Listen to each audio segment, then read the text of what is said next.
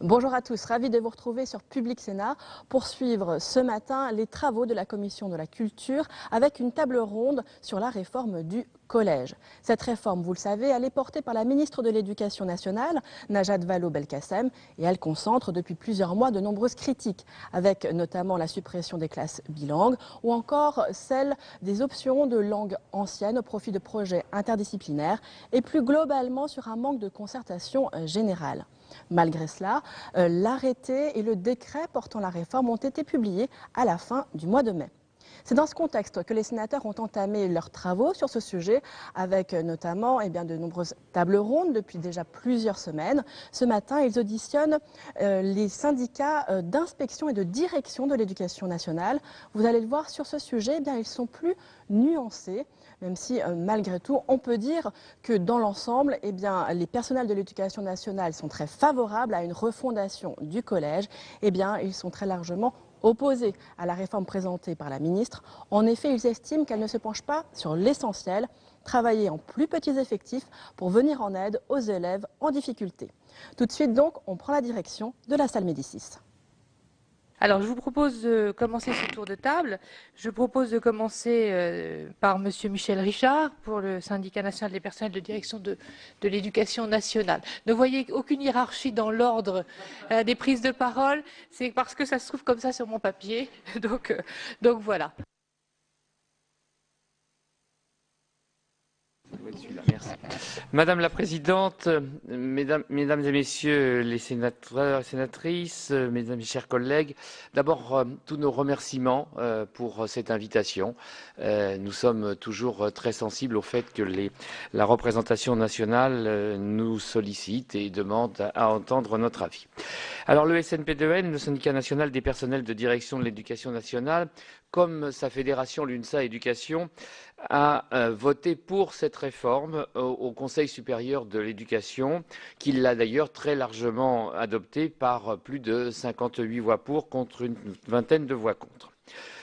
L'analyse que nous portons sur cette réforme est la suivante. Cette réforme, elle parachève les précédentes plutôt qu'elle ne va profondément bouleverser l'organisation du collège. Ce que nous approuvons tout particulièrement dans cette réforme, c'est le fait que le collège est pris en examen par rapport à sa situation actuelle qui ne donne satisfaction à personne. Ni aux enseignants, ni aux parents, ni au pays, puisque les élèves y rencontrent soit des difficultés, soit n'arrivent pas à obtenir les résultats auxquels ils aspirent. Alors, dans cette réforme, il y a un point qui nous paraît absolument intéressant et fondamental. Il s'agit de la possibilité de laisser une part d'autonomie à l'établissement. Et j'insiste beaucoup sur « à l'établissement », puisqu'il y a eu des dérives disant que c'était un chèque en blanc signé au chef d'établissement. Il n'en est absolument pas question. Il s'agit de l'autonomie de l'établissement. Ces 3 heures par classe vont permettre, dans le respect d'un cadre national auquel nous sommes très attachés, de définition des horaires, des programmes, des certifications, va permettre aux établissements d'adapter leur offre de formation aux besoins propres de chaque établissement, puisqu'il y a environ 8000 EPLE, lycées, collèges et lycées professionnels. Dedans, il y a environ 6000 collèges. Et bien évidemment, il y a une énorme diversité entre chaque établissement. L'autre point important dans cette réforme qui nous séduit, c'est le concept de fongibilité horaire entre les disciplines au sein des 4 années du collège. Là encore, il s'agit d'une marge de manœuvre, donc une marge d'autonomie laissée aux établissements. Quelques points que nous souhaiterions voir approfondis dans les prochaines semaines ou les prochains mois avant la mise en œuvre de la réforme. Nous pensions qu'il était préférable de définir les curricula avant les horaires. En effet, il nous semble important de préciser ce que doivent connaître, maîtriser les élèves à l'issue de la scolarité collège qui va terminer le socle commun de connaissances et de compétences. Et donc, à partir du moment où on définit ces curricula, on aurait pu déterminer les horaires. C'est une démarche différente qui a été choisie. Le deuxième point sur lequel il nous semble utile de devoir se pencher, c'est la question du temps de travail du collégien. Ce temps de travail du collégien, il se répartit en temps de présence dans l'établissement, mais également en une part importante de travail de manière personnelle. Et on voit là que se situe un creuset d'inégalités fortes. Alors je vais l'illustrer très rapidement. Entre le collégien dont la maman et le papa sont professeurs ou exercent une profession libérale, qui a la possibilité, quand il rentre à la maison, de pouvoir se faire aider sur tout ce qu'il n'a pas compris et se faire assister pour faire le travail personnel. Et puis l'enfant dont la maman est technicienne de surface, elle part à 16h ou 17h lorsque l'enfant rentre, elle revient à 22h, elle repart le lendemain matin à 5h du matin. Cet enfant est livré à lui-même et il y a là donc quelque part quelque chose sur lequel nous pensons qu'il est nécessaire de se pencher si l'on veut véritablement faire bouger le concept et les modalités de fonctionnement du collège. Et puis le dernier point concerne une réforme profonde des modalités d'évaluation des élèves. Nous souhaitons, et nous l'avons déclaré depuis de longues années déjà, l'abandon de l'école du tri. Le socle commun de connaissances, de compétences et de culture, qui va du CP à la classe de 3e, doit être, parce qu'il est dans le cycle de l'école obligatoire, doit donc bien être pour tous les élèves. Et il ne peut être question pour nous de continuer à mettre en place un système qui va déterminer et sélectionner de manière très tôt des élèves, alors que nous pensons que la maîtrise du socle commun est indispensable pour les futurs citoyens qu'ils vont être dans quelques années. Voilà en quelques mots ce que je souhaitais vous présenter. Merci. Merci de votre concision. Je donne la parole à votre voisin, monsieur Laféa, qui représente le syndicat Indépendance et Direction. Madame la Présidente, Mesdames les sénatrices, Messieurs les sénateurs, Mesdames, Messieurs, je m'associerai évidemment aux remerciements présentés par le collègue Richard pour le fait d'être entendu, ce qui est toujours utile en tant que personnel de direction, par la représentation nationale. La réforme du collège agite les esprits, nourrit les conversations, occupe les médias depuis de longs mois et les interrogations des personnels de terrain, notamment des personnels de direction, ne s'apaisent pas. Indépendance et Direction considèrent comme légitime l'évolution du collège, a fortiori quand les niveaux qui le suivent ou qui le précèdent ont été réformés. Pourtant, nous réfutons l'idée du maillon faible du système éducatif, car nous estimons que s'il est loin d'être parfait, le collège n'a pourtant pas failli dans l'ensemble de ses missions, et notamment dans celle de la massification.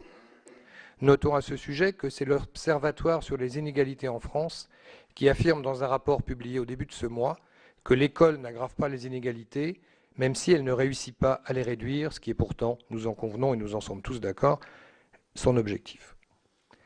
Sans doute, l'évolution de la société, des techniques, de l'environnement comme de la pédagogie rendent la mutation du collège nécessaire et nous sommes tout prêts à participer à cette démarche dans une société où l'école est un enjeu sur lequel chaque enfant, chaque citoyen, chaque responsable, chaque élu a un point de vue, tant il est vrai que chaque âge de la vie a un lien avec l'école. Nous interrogeons cependant sur la situation du moment qui, à travers les études internationales, tente à faire prévaloir un modèle plutôt anglo-saxon, qui ne coïncide pas toujours avec le mythe national de l'école laïque et républicaine de la Troisième République.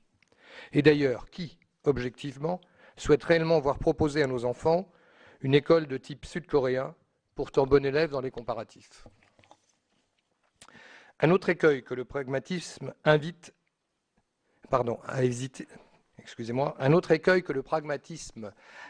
aussi à éviter consiste à attendre que l'école réforme la société. Certes, l'école a un rôle, une responsabilité dans la construction du citoyen et donc de la société, mais ce rôle, elle le partage avec tant d'autres, de la famille aux médias et aux différentes institutions. Et l'école demeure aussi le fruit de cette société et de ses attentes. Il est normal que la société interroge l'école, mais la société doit aussi s'interroger quand elle constate que trop d'élèves peinent à comprendre le sens de l'école, la chance qu'on a d'apprendre. Et un film récent a été un succès sur le chemin de l'école, justement montrant bien la différence entre nos élèves que nous avons emmenés, puisque je suis principal de collège, voir ce film, et d'autres enfants dans le monde. Parce que l'effort n'est plus considéré aujourd'hui comme une valeur positive. Toute société doit avoir confiance dans son école, la valoriser ses acteurs, c'est une condition de sa réussite et de son efficacité. À ID, nous nous affirmons comme des acteurs de terrain, responsables, soucieux de la qualité du service public offert aux élèves, à tous les élèves. Et nous avons le sentiment que, faute d'avoir clairement et précisément défini les préalables et les attendus, la réforme du collège qui cherche à concilier des visions parfois contradictoires ne permettra pas en l'état à la société de retrouver la fierté dans son école. Le temps de cette intervention étant par nature contraint, je n'insisterai que sur quelques points que nous considérons comme saillants. Sur le plan positif, nous estimons que la mise en place d'une réforme, dont les objectifs sont louables, en jouant en même temps sur les paramètres des programmes et d'un nouveau socle, était une bonne base de départ. Le projet de réfléchir en parallèle sur les méthodes pédagogiques et les supports numériques notamment était un autre facteur favorable. Mais le tempo adopté vient ruiner cet édifice, car la réforme doit être mise en œuvre sans avoir permis aux acteurs de s'approprier ces éléments. La rédaction des programmes n'est pas achevée, la déclinaison en items du nouveau socle n'est pas réalisée, mais on avance. Nous nous inquiétons aussi de certaines propositions de cette réforme. Si nous sommes favorables à la possibilité d'adaptation pédagogique pour répondre aux besoins différenciés des élèves, nous considérons que cette autonomie des établissements doit porter essentiellement sur les rythmes, les méthodes, les démarches pédagogiques individualisées, et non sur les contenus qui doivent rester nationaux, gage de la formation équitable de tous les citoyens, quelle que soit leur origine géographique ou sociale. Nous sommes ainsi favorables à une autonomie exercée dans un cadre national identique pour tous. Nous n'hésitons pas non plus à affirmer que la France a besoin d'une élite et qu'il appartient à l'école de la République d'accompagner et de guider les élèves, chaque élève, selon la devise « Citius Altius Fortius », chère à Coubertin. Fallait-il la citer en latin? Je vous laisse juge par les temps qui courent. Le devoir de l'école n'est pas de reproduire les élites, mais de permettre à chacun d'y accéder, et certaines sections bilingues ou européennes sont précisément des chemins de réussite et d'excellence pour des collégiens qui ne sont pas tous des héritiers. C'est pourquoi nous sommes attachés à la mixité sociale dans les établissements, associés au retour en grâce de l'exigence, car on n'exige que de ceux en qui l'on croit. Nous ne sommes pas fort convaincus que les formations d'excellence, pour peu que tous puissent effectivement être accompagnés pour y accéder et y réussir, soient la vraie cause des disparités constatées entre élèves à l'issue de la scolarité obligatoire. Nous redoutons même que certaines familles ne quittent nos établissements pour retrouver ces formations d'excellence dans d'autres réseaux, aggravant ainsi encore la situation. Sur le plan pratique, je m'arrêterai sur quelques éléments qui nous semblent d'emblée et techniquement des obstacles à la réussite de cette réforme.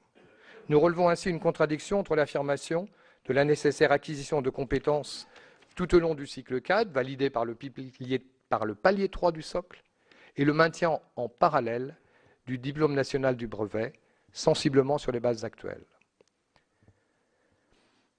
Est-ce bien raisonnable et cohérent? Je m'attarderai brièvement sur un axe de la réforme dont nous avons le sentiment qu'il est la généralisation d'expériences tentées sur de petits nombres, les enseignements pratiques interdisciplinaires dont les modalités de mise en œuvre restent bien floues.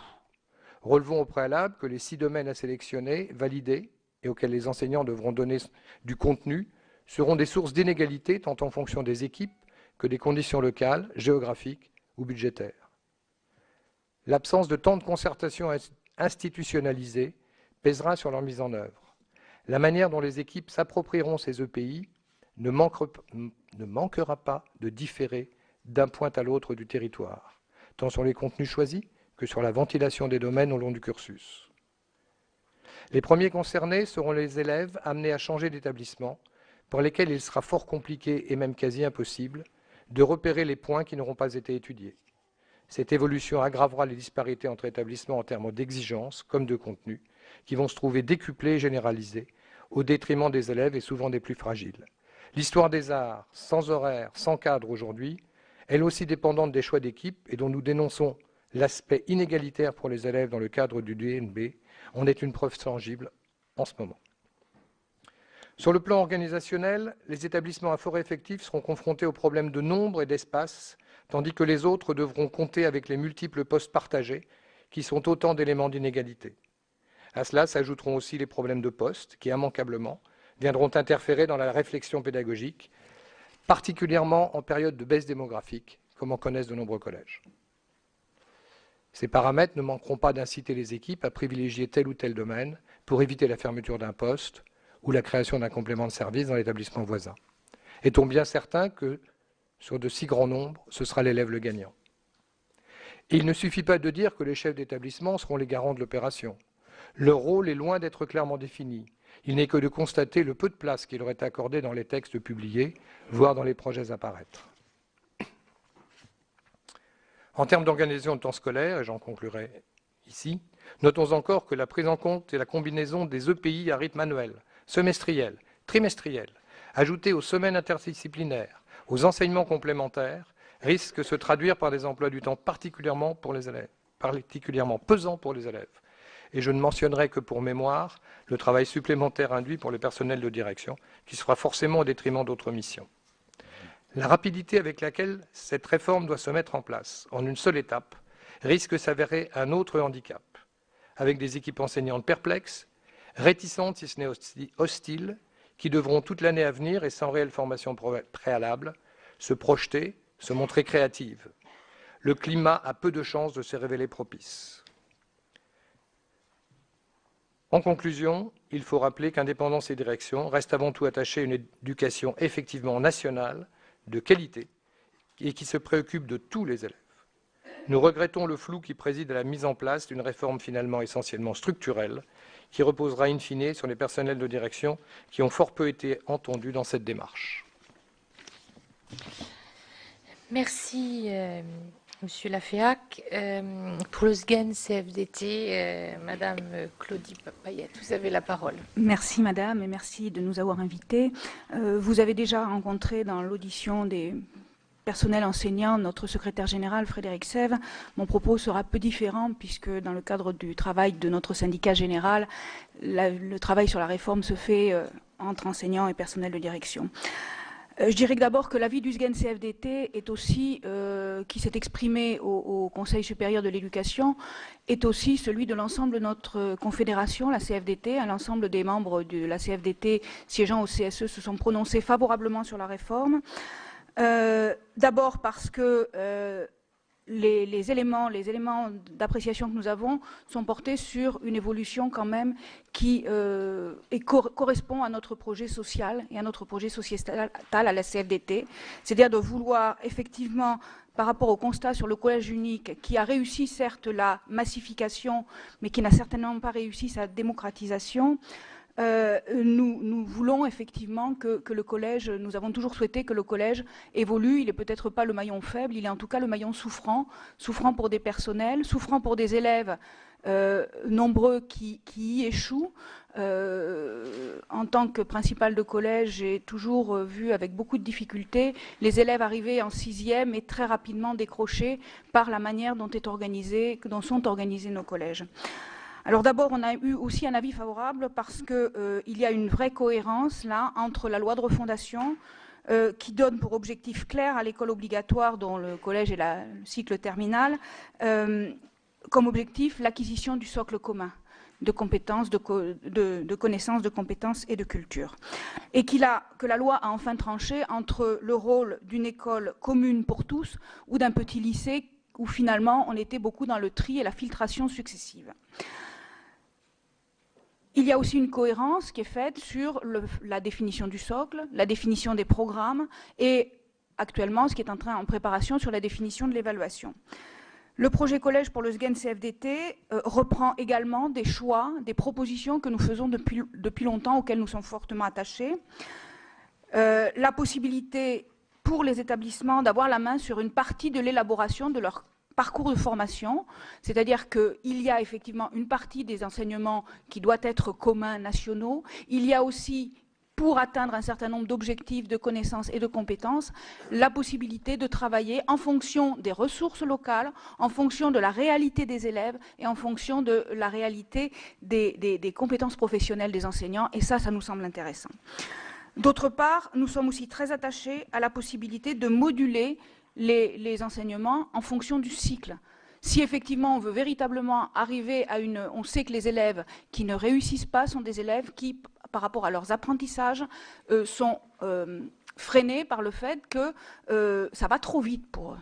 et qu'on évalue systématiquement, de manière définitive, les acquis des élèves en fin de cinquième, dans le courant de la cinquième, dans le courant de la quatrième, dans le courant de la troisième, ce qui freine énormément les élèves dans leur réussite, les élèves en difficulté, parce qu'on ne leur donne pas le temps d'apprendre. Donc nous sommes très attachés effectivement à des possibilités de modularité dans le cycle. Cette réforme nous intéresse aussi parce qu'elle considère les personnels enseignants comme des cadres A experts et pas des exécutants, ce qui est souvent le cas maintenant, et même beaucoup d'enseignants ont intériorisé l'idée qu'il faut que tout soit défini par le haut. Et nous, ça nous intéresse effectivement de rendre aux enseignants le pouvoir d'agir sur véritablement les conditions de leur organisation pédagogique. Parce qu'elle donne aussi du grain à moudre en termes de marge de manœuvre au conseil pédagogique.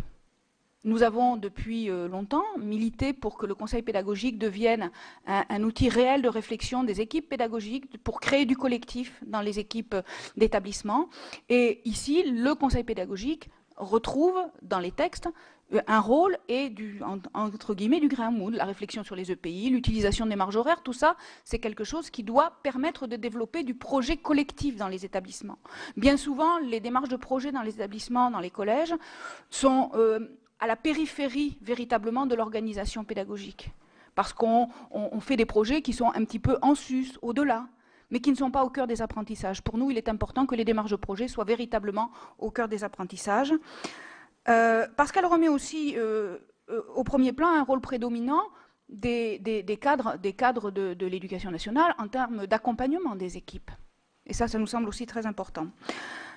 Nous ne cachons pas cependant nos inquiétudes sur les moyens qui seront mis en termes de formation et sur le temps qui sera donné aux équipes pour mettre en place le travail de concertation.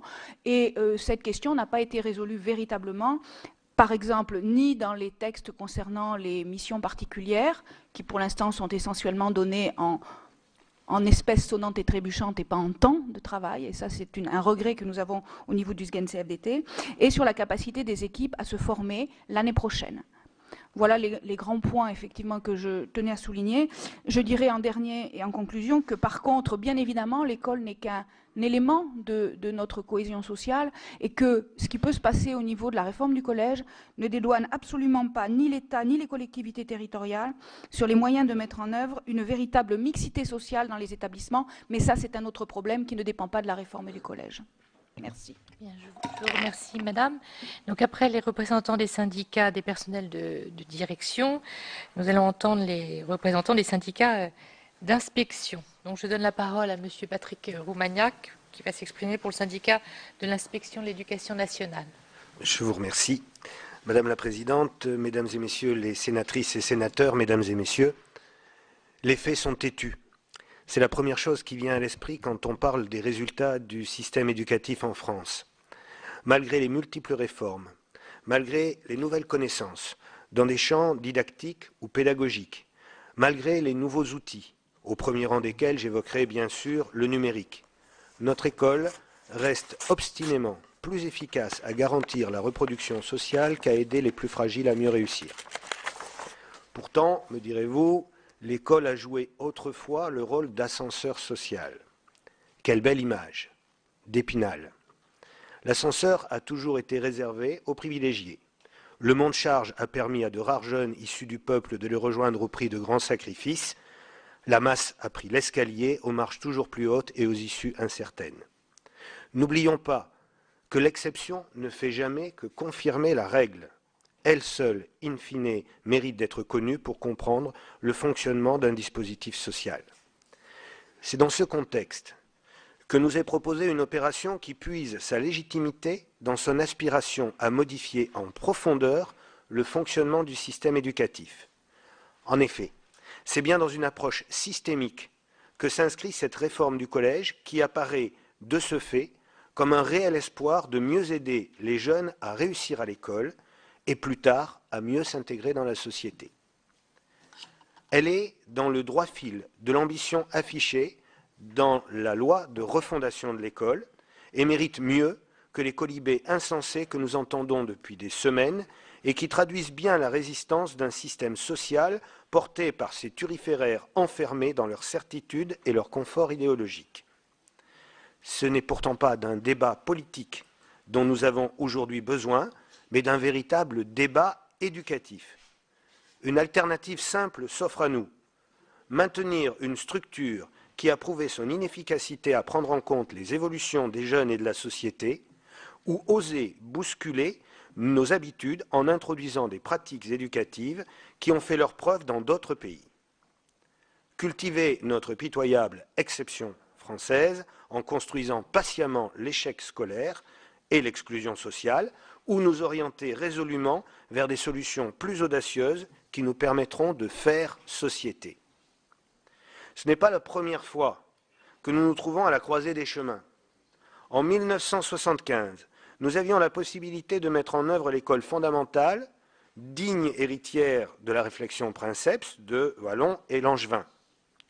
Nous avions retenu alors le modèle du petit lycée pour un collège qui n'a jamais pu devenir unique que dans les mots et non dans les faits. Puissions-nous ne pas réitérer cette erreur, car, comme le rappelle l'aphorisme, si errare humanum est, perseverare diabolicum est. À ceux qui se réclament de l'élitisme républicain, pour défendre ces modalités élitaires, je rappellerai simplement que cette orientation prend ses sources dans la pensée de Condorcet, et qui pourrait mieux la synthétiser que Danielle Causon-Chéré quand elle déclare que l'objectif de l'éducation est que le plus grand des savants et le plus modeste des individus ayant reçu l'instruction élémentaire ne soit plus séparé que par une différence de degré. Voilà qui donne sens au concept de socle commun des compétences, des connaissances et de la culture. Nous sommes bien loin de l'idée de viatique culturelle minimaliste souvent dénoncée par ceux-mêmes dont il est le fond de commerce quotidien. Vous l'aurez compris, résolument, avec ténacité et en totale cohérence avec le projet sociétal de notre fédération, le SIEN-UNSA affirme son soutien à une réforme indispensable pour tourner le dos aux dérives mortifères d'un système éducatif qui exclut les jeunes, qu'il est incapable de comprendre et d'aider. Nous soutenons que la réforme, conspuée par certains, est pourtant le seul espoir de redonner confiance à ceux qui feront la société de demain. Ils seront, nous le savons tous, confrontés à des difficultés que nous ne faisons qu'entrevoir et qui nous font frémir. Des valeurs aujourd'hui ringardes, comme la solidarité, seront peut-être demain la seule voie possible pour conserver l'espoir. Comment pourrions-nous ne pas réagir aux propos démagogiques de ceux qui ne disent pas « après moi le déluge », mais plutôt « après moi, moi ». Quelle arrogance, quelle fatuité. Oh certes, ne faisons pas l'erreur de parler de pseudo-intellectuels. Ce sont au contraire de vrais, de purs intellectuels, ce qui rend encore plus inquiétant leur positionnement. C'est en toute conscience qu'ils sacrifient l'avenir au passé, l'individu au système, l'élève au savoir. C'est aussi en toute conscience que les inspecteurs du SIEN-UNSA tournent le dos à ces chimères et affirment leur soutien à une réforme qui ne va peut-être pas assez loin, mais qui prend le bon chemin. Je vous remercie de votre attention. Bien, je rappelle, Monsieur Roumania, que vous représentez le syndicat de l'inspection éducation nationale UNSA. Je passe la parole, on va laisser à Monsieur Devin qui nous a rejoint il y a quelques instants le temps de reprendre son souffle et je donne la parole donc à Monsieur Claude Desfrais, syndicat des inspecteurs d'académie. Merci. Madame la Présidente, Mesdames, Messieurs les sénateurs, Mesdames, Messieurs, merci déjà d'avoir accepté d'auditionner le syndicat des inspecteurs d'académie. Fort de la connaissance des réalités des classes et de l'expertise pédagogique des IAIPR, le syndicat des inspecteurs d'académie a adressé le 19 mai dernier une analyse et des propositions à Madame la Ministre sur la réforme du collège. Celles-ci ont été rendues publiques. La déclaration de ce jour reprendra une partie effectivement de ces propositions. En cohérence avec la loi du 8 juillet 2013, cette réforme prévoit la mise en place de 3 types d'enseignements obligatoires. L'enseignement commun, disciplinaire, et 2 enseignements complémentaires, l'enseignement pratique interdisciplinaire et l'accompagnement personnalisé. Elle offre ainsi une palette pédagogique variée, permettant de favoriser la réussite pour tous les élèves. Nous ne pouvons que nous en réjouir. Cette offre garantit a priori la mise en œuvre de démarches pédagogiques diversifiées, pouvant garantir l'acquisition du socle commun de connaissances et de culture par tous. Pour autant, sur le temps qui m'est ici octroyé, je m'attacherai à vous exposer comment cette réforme fragilise cette ambition malgré la richesse de sa diversité pédagogique. Pour cela, je me limiterai à exprimer deux analyses. L'une concernant l'autonomie laissée aux établissements, l'autre concernant l'interdisciplinarité prévue par l'enseignement pratique interdisciplinaire EPI et la pluridisciplinarité relevant de l'accompagnement personnalisé. L'accroissement de l'autonomie des établissements est la marque de cette réforme. Selon l'arrêté du 19 mai 2015, le choix sera laissé aux établissements de définir 7 à 8 paramètres. Tout d'abord, l'articulation des enseignements de 6e avec ceux des 2 autres années du cycle 3. Deuxièmement, l'organisation des enseignements de sciences en 6e. Troisièmement, l'organisation des enseignements artistiques sur l'ensemble du cursus. Quatrièmement, l'organisation de l'accompagnement personnalisé conduisant à une décision sur les disciplines devant y contribuer. Cinquièmement, l'organisation des EPI sur le cycle 4, enseignement pratique interdisciplinaire donc, conduisant à une décision sur les disciplines devant y contribuer et les 2 thématiques retenues pour chacune des 3 années du cycle. Sixièmement, la répartition horaire entre l'accompagnement personnalisé et les EPI pour chaque année du cycle 4. Et enfin, septièmement, la répartition des horaires entre les disciplines pour chaque niveau du cycle. C'est ainsi qu'au total, pas loin de 7 décisions distinctes, certes corrélées entre elles, devront être prises collectivement sur la base du projet d'établissement, contre environ 1 à 2 aujourd'hui. Alors, on constate effectivement qu'à défaut d'une solide formation en ingénierie pédagogique et un temps de concertation dédié, cette pléthore de concertation organisationnelle risque de détourner les enseignants du cœur de leur métier et d'induire des tensions, sources de souffrances anxiogènes, peu favorables à une approche coopérative des apprentissages des élèves.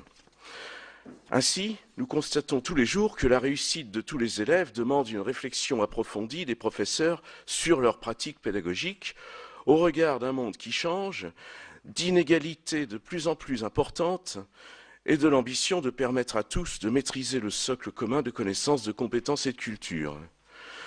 Pour ce qui est de l'interdisciplinarité et de la pluridisciplinarité, tout d'abord, l'interdisciplinarité, elle s'organise dans le cadre des EPI permettant de construire et d'approfondir des connaissances et des compétences par une démarche de projet conduisant à une réalisation concrète.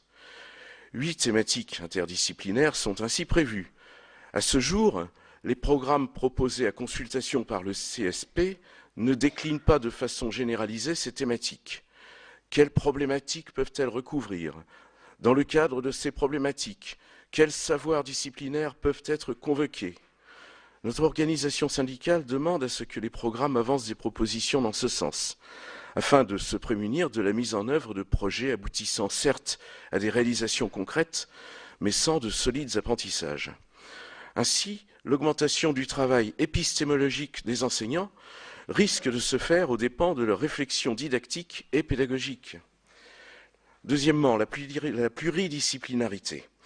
Elle est aujourd'hui au cœur de l'accompagnement personnalisé mis en œuvre au lycée et en 6e. C'est ainsi que plusieurs professeurs de différentes disciplines contribuent à répondre aux besoins des élèves, à soutenir leur capacité d'apprendre et de progresser, à améliorer leurs compétences et à construire leur autonomie. Le choix d'affecter cet horaire à l'horaire des disciplines et non d'en faire un enseignement en lien étroit mais distinct des disciplines est à notre sens un frein à ces collaborations fécondes pour accompagner les élèves.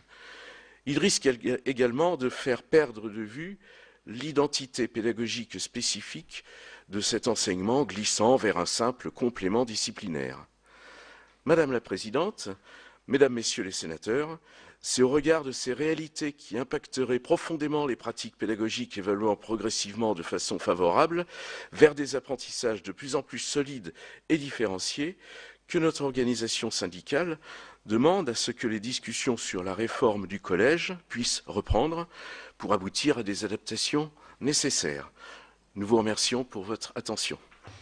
Merci, Monsieur Desfrais. Je donne la parole à notre dernier invité qui vient de nous rejoindre, Monsieur Paul Devin, pour le Syndicat national des personnes de l'inspection FSU. Vous avez la parole, Monsieur Devin. Merci, Madame. Quelques instants. Madame la Présidente, Mesdames les sénatrices, Messieurs les sénateurs, quelques éléments pour commencer sur l'état du collège. Tout d'abord pour dire qu'on ne peut pas le caractériser d'un seul trait. Vouloir le résumer à l'ennui des élèves, à un carcan des disciplines ou au désintérêt des professeurs à vouloir y traiter les difficultés des apprentissages, trahirait l'effort quotidien des équipes enseignantes qui cherchent à transmettre des savoirs et construire des compétences par un exercice professionnel dont la complexité est croissante. Que le collège ne parvienne pas à conduire tous ses élèves à la réussite ne peut suffire à le désigner comme le maillon faible du système.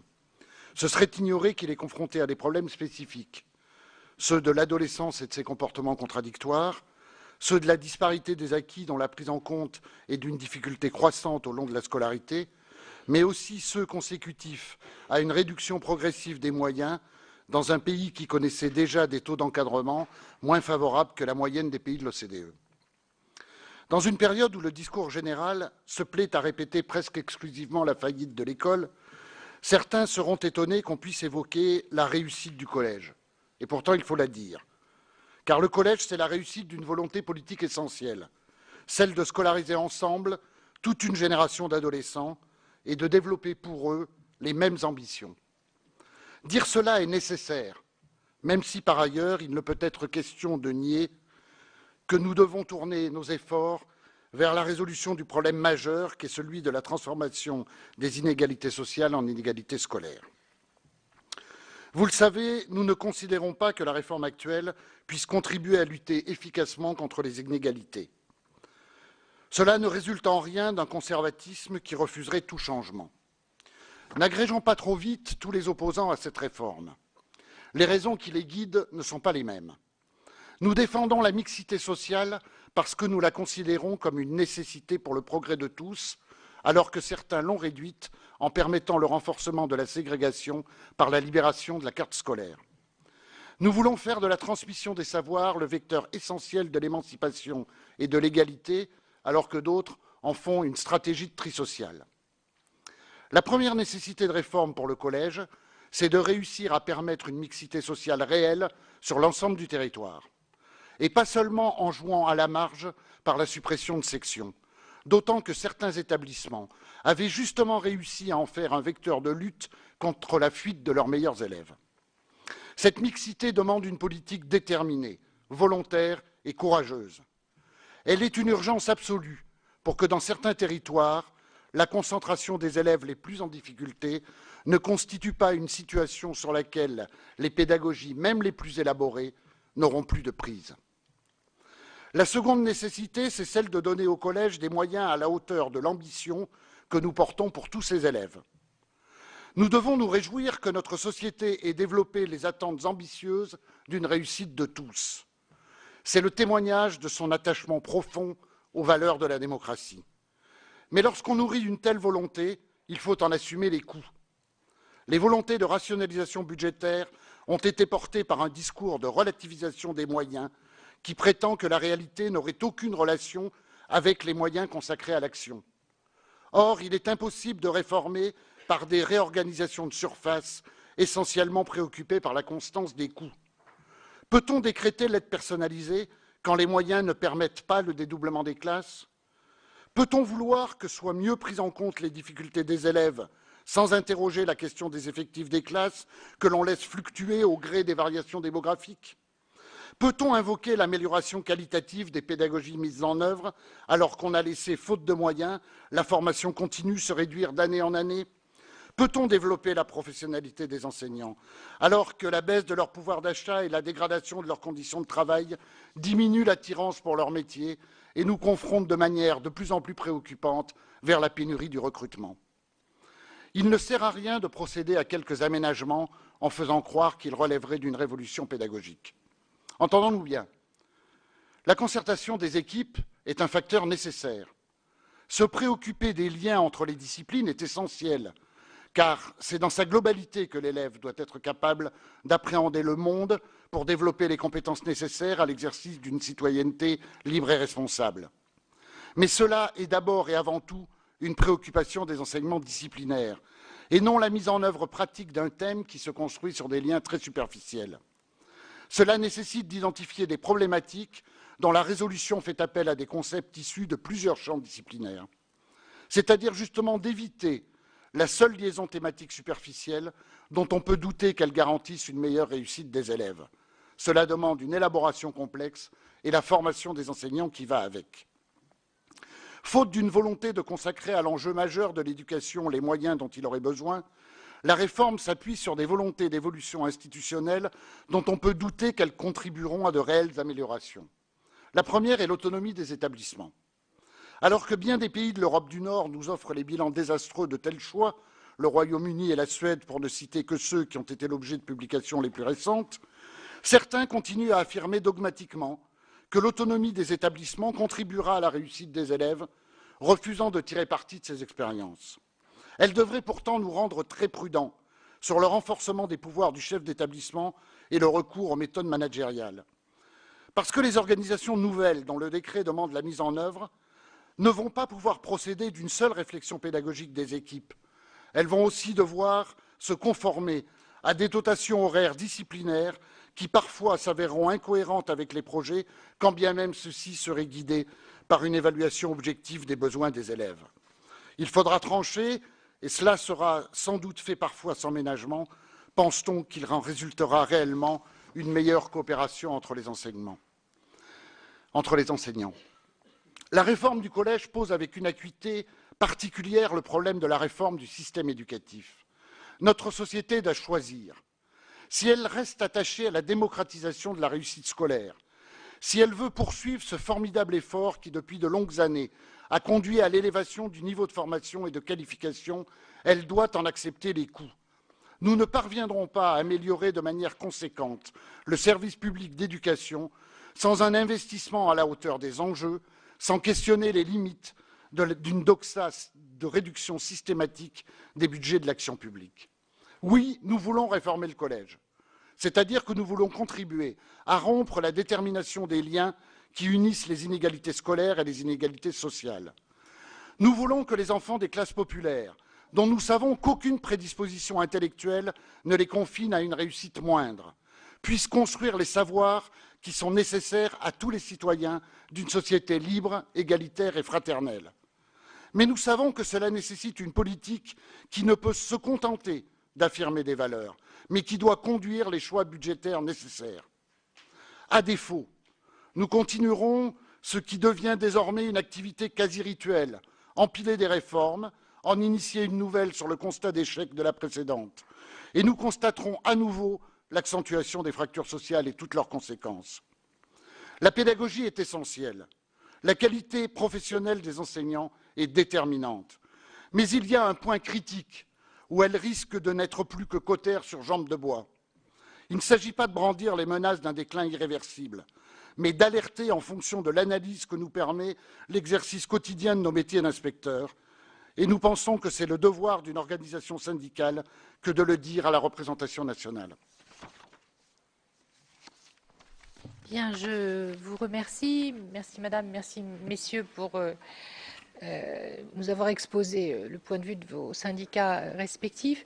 Alors mes chers collègues, je vous propose que nous procédions de la même manière que lors de l'audition de Madame la ministre de l'Éducation nationale. Nous allons donner la parole à notre rapporteur pour les crédits de l'enseignement scolaire, Monsieur Jean-Claude Carle, pour 5 minutes. Et après, je vous propose d'avoir la même organisation pour permettre à chacun de pouvoir s'exprimer dans le temps qui nous est imparti. Voilà, Monsieur Carle, vous avez la parole. Merci Madame la Présidente. Je vais essayer d'être moins long que lors de l'audition de Madame la ministre. Je voudrais bien sûr à mon tour remercier nos intervenants pour leur exposé.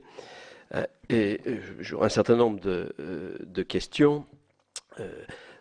Personne ne nie la nécessité d'une réforme du collège. Tous les acteurs que nous avons rencontrés, même si ils ont des appréciations différentes, des nuances, certains même en demandant même l'abrogation, mais cette réforme, je crois, tout le monde l'accepte. Mais est-ce que c'est cette réforme qui va permettre de régler le problème dont vous avez parlé les uns et les autres, hein, qui est la liaison entre les inégalités sociales et les inégalités scolaires dans un pays où le déterminisme social est fort? Et est-ce que la vraie réforme, ça n'est pas au début de l'acquisition des fondamentaux, c'est-à-dire du premier cycle d'apprentissage des fondamentaux, hein, le premier cycle de l'école maternelle, hein, car on sait très bien que celui qui ne possède pas qui ne maîtrise pas les fondamentaux à l'entrée au collège hein, a des difficultés. On voit bien c'est la même proportion de jeunes qui entrent au collège et qui sortent du collège avec des difficultés de maîtrise des fondamentaux. Une récente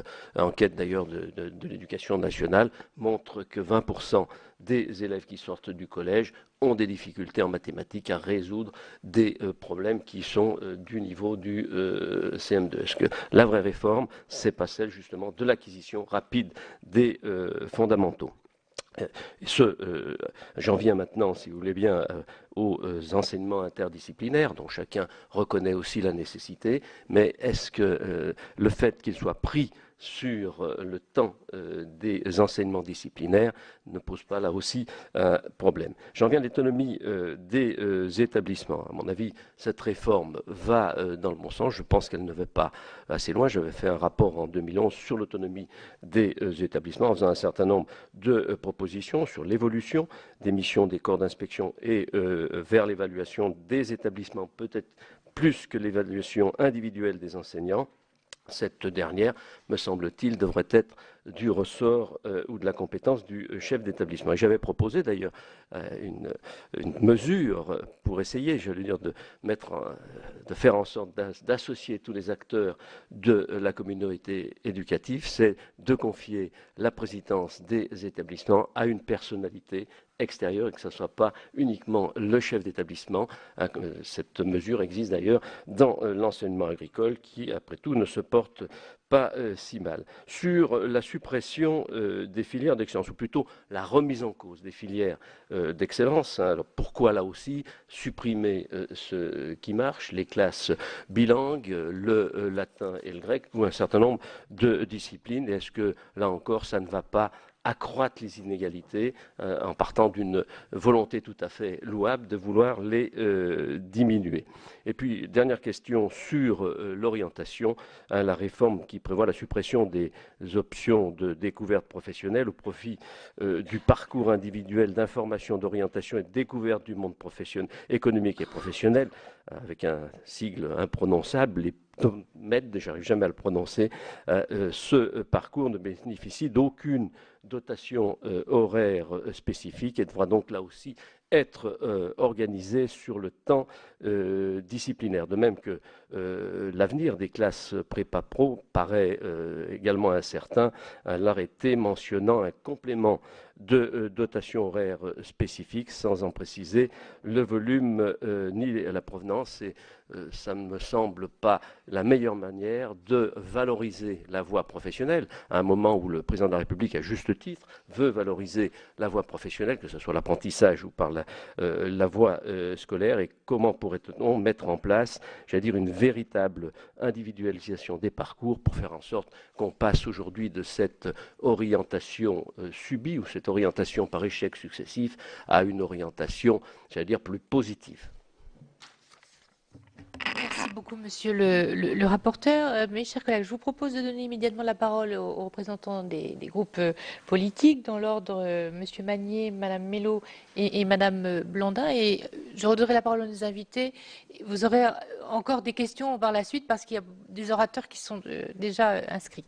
Voilà, je vous demande de bien noter les questions des uns et des autres. Alors, monsieur Magnier, vous avez la parole. Merci, madame la présidente. À l'instar de mon collègue Jean-Claude Carle, je serai moi aussi plus bref que je l'étais la dernière fois. Je m'en excuse encore une fois. 3 minutes. J'ai beaucoup d'espoir parce que Jean-Claude Carle vient de dire la réforme va dans le bon sens. Nous sommes en train de progresser, c'est un bon signe. En tout cas, j'ai bien entendu ce qu'ont dit nos invités, si bien les représentants des chefs d'établissement que des inspecteurs. Et je crois qu'aujourd'hui, il n'y a effectivement, comme ça a été dit, pas de contestation sur la nécessité de réformer. Toutefois, Vouloir réformer, c'est une chose. Après, quand on veut réformer le collège, et quand on veut s'attaquer au programme, quand on veut essayer de donner aux élèves un peu d'espace et de respiration, il faut bien trouver des matières, sinon à supprimer, au moins à transformer, dont on transforme la façon de les enseigner. Donc on ne peut pas, à mon avis, à la fois adapter les programmes, réduire le temps de travail des élèves, comme c'est souhaitable et nécessaire en collège, garder tous les contenus et en même temps arriver à satisfaire tout le monde. Donc je crois qu'il faut faire des choix. Et à travers cette réforme, il y a effectivement des choix qui sont faits. Et quand on critique le fait de dire qu'il n'y a plus de classes bilingues, je dirais si, il y a beaucoup plus de classes bilingues, puisqu'à partir de la 5e, on va faire 2 langues étrangères, 2 langues vivantes. Donc on élargit l'assiette, puisque avant les classes bilingues étaient réservées à certains en 6e, et généralisées en 4e. Aujourd'hui, elles le sont en 5e. Il y aura bien 2 langues en 5e. Bien, j'arrête là-dessus, puisque c'est un peu ma défense de la réforme, pour poser 2 ou 3 questions aux chefs d'établissement qui sont là, les représentants des chefs d'établissement, les syndicats. On entend parfois certaines formations politiques réclamer que les chefs d'établissement recrutent eux-mêmes les enseignants, les professeurs. Alors, on ne l'a pas entendu ce matin, hein, je vous rassure, mais on l'entend parfois. Qu'en pensez-vous ? Ça a été abordé, je crois, par l'un ou l'autre d'entre vous, la liaison cours moyen 6e, avec ce cycle 3 aujourd'hui qui refont la liaison. Qu'en pensez-vous ? Et puis c'est tout. Voilà, en tout cas, j'arrêterai là. Merci de votre concision, Monsieur Magnier. Madame Mello pour le groupe Les Républicains. Merci, Madame la Présidente. Je voudrais dire tout d'abord que la réforme est nécessaire.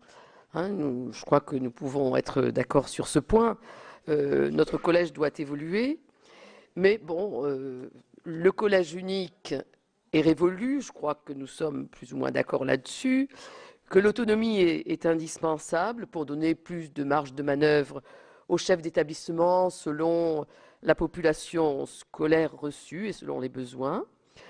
Mais il faut proposer, en plus du socle commun indispensable, pour que les élèves puissent acquérir les fondamentaux, une diversification d'options afin que les élèves puissent, selon leurs aptitudes et leurs goûts, trouver un épanouissement au cours de leur scolarité. Il faut aussi mettre l'accent sur l'aide personnalisée et avoir les moyens de le faire réellement. Et à ce stade, je voudrais insister aussi sur la pertinence des classes bilingues et des classes européennes. Ces voies ont montré leur efficacité et ce n'était pas surtout pour des enfants dits favorisés, dans des établissements difficiles, en zone d'éducation prioritaire. Ces voies ont montré leur grande efficacité. Et je souhaite insister sur l'importance de l'enseignement de l'allemand et rappeler qu'il y a eu un engagement au plus haut niveau lors du 50e anniversaire du traité de l'Élysée. De part et d'autre, l'engagement de nos gouvernants était de favoriser la langue du partenaire européen. Ceci mérite réflexion. Il pourrait être opportun de présenter l'Allemagne, qui est donc notre partenaire privilégié en Europe, et la langue allemande à tous les élèves, comme il est question de présenter la culture latine et grecque, puisqu'il s'agit des origines de notre culture. Voilà, c'était ce point que je voulais faire. Merci. Merci d'être resté dans le temps imparti. Madame Blandin pour le groupe écologiste. Vous avez la parole. Merci Madame la Présidente. Merci à toutes les personnes qui se sont exprimées. Et les écologistes retiennent des temps forts comme les demandes de formation continue, les demandes de temps interne à l'établissement pour les équipes pédagogiques et une grande place au conseil pédagogique. Tout cela ira dans le bon sens. Dans cet esprit, est-ce que les chefs d'établissement vont prévoir un temps de lecture commune du socle commun à la rentrée pour une appropriation par tous les enseignants? Et dans l'élaboration de leurs emplois du temps, vont-ils pouvoir laisser une place plus grande à l'identification des équipes pédagogiques, car celles-ci auront effectivement un rôle accru, en particulier pour les épis. Ensuite, nous voudrions connaître vos aspirations sur le phasage de la mise en œuvre de cette réforme. Et enfin, par rapport aux inspections, est-ce que les corps d'inspection, en particulier disciplinaires d'ailleurs, prévoient des évolutions de leurs pratiques pour faciliter l'accompagnement des enseignants dans les mutations prévues par la loi, les programmes et la réforme? Merci Madame Blandin. Madame Laborde pour le groupe RDSE. Merci Madame la Présidente. Ce sera très bref parce que beaucoup de choses ont été dites. Je crois que nous sommes tous d'accord pour dire que la réforme est nécessaire et au cours d'un certain nombre de tables rondes, nous avons vu quand même qu'il y a toujours des avis divergents, mais c'est ce qui fait avancer les choses. Et moi, mon propos rejoint un petit peu ce que vient de dire Madame Blandin, puisque ce qui m'inquiète le plus, c'est la formation des enseignants pour être prêts en septembre 2016. Donc, est-ce que, voilà, ça rejoint la question sur le phasage, tout à fait. Donc, c'est ça qui est, je pense, très important. Et une question que j'avais posée à Madame la ministre et qui n'a pas été tout à fait claire dans sa réponse ou je ne l'ai pas comprise, n'est-ce pas l'occasion aussi de réformer le brevet des collèges ou voire le supprimer? Je vous laisse la réponse. Merci. Merci Madame Laborde. Monsieur Abad pour le groupe CRC. Oui, on ne va pas revenir effectivement à chaque fois sur le fond du sujet, chacun s'est largement exprimé. Je crois que les valeurs qui sont affirmées dans cette réforme sont des valeurs qui sont nobles, c'est clair, et après bien sûr se pose le problème des... En tout cas c'est ma vision des choses, et après se pose le problème de la mise en œuvre. Moi j'ai juste une question très, très concrète, puisqu'on a, et on les remercie, affaire à des responsables de direction, chefs d'établissement et inspecteurs.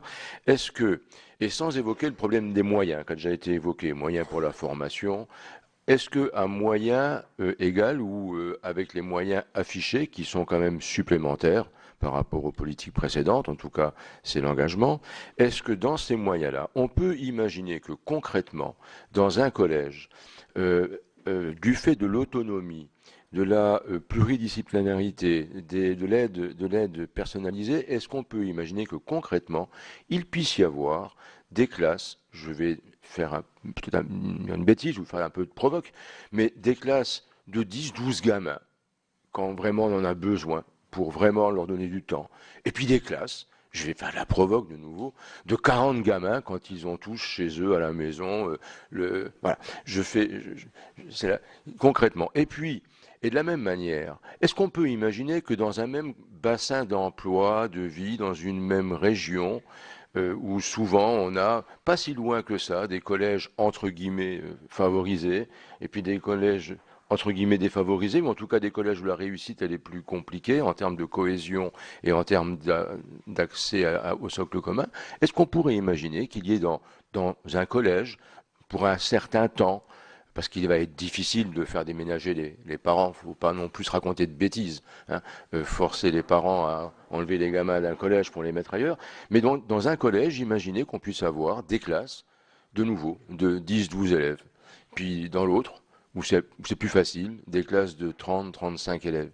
Parce que le vrai problème, en fait, c'est le temps qu'on donne à un élève pour apprendre, et là, il n'a pas le temps, il est vite sanctionné. S'il n'est pas dans le rythme, s'il ne court pas au même rythme que la moyenne, il est sanctionné. Et puis le vrai problème, c'est le nombre d'élèves par classe. Moi, je crois que si on pouvait organiser les choses de telle sorte que là, il y ait effectivement de la souplesse, on pourrait peut-être améliorer concrètement. Mais c'est effectivement un problème de moyens, c'est clair.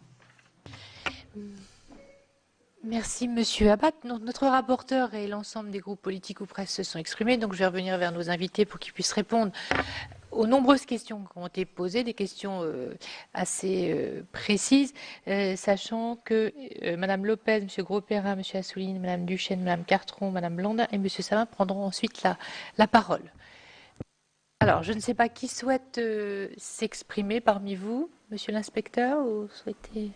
Je vous vois prêt à appuyer sur le micro. Donc. Alors écoutez, je vais commencer donc sur la question de la formation des enseignants, de l'accompagnement de la réforme par les inspecteurs.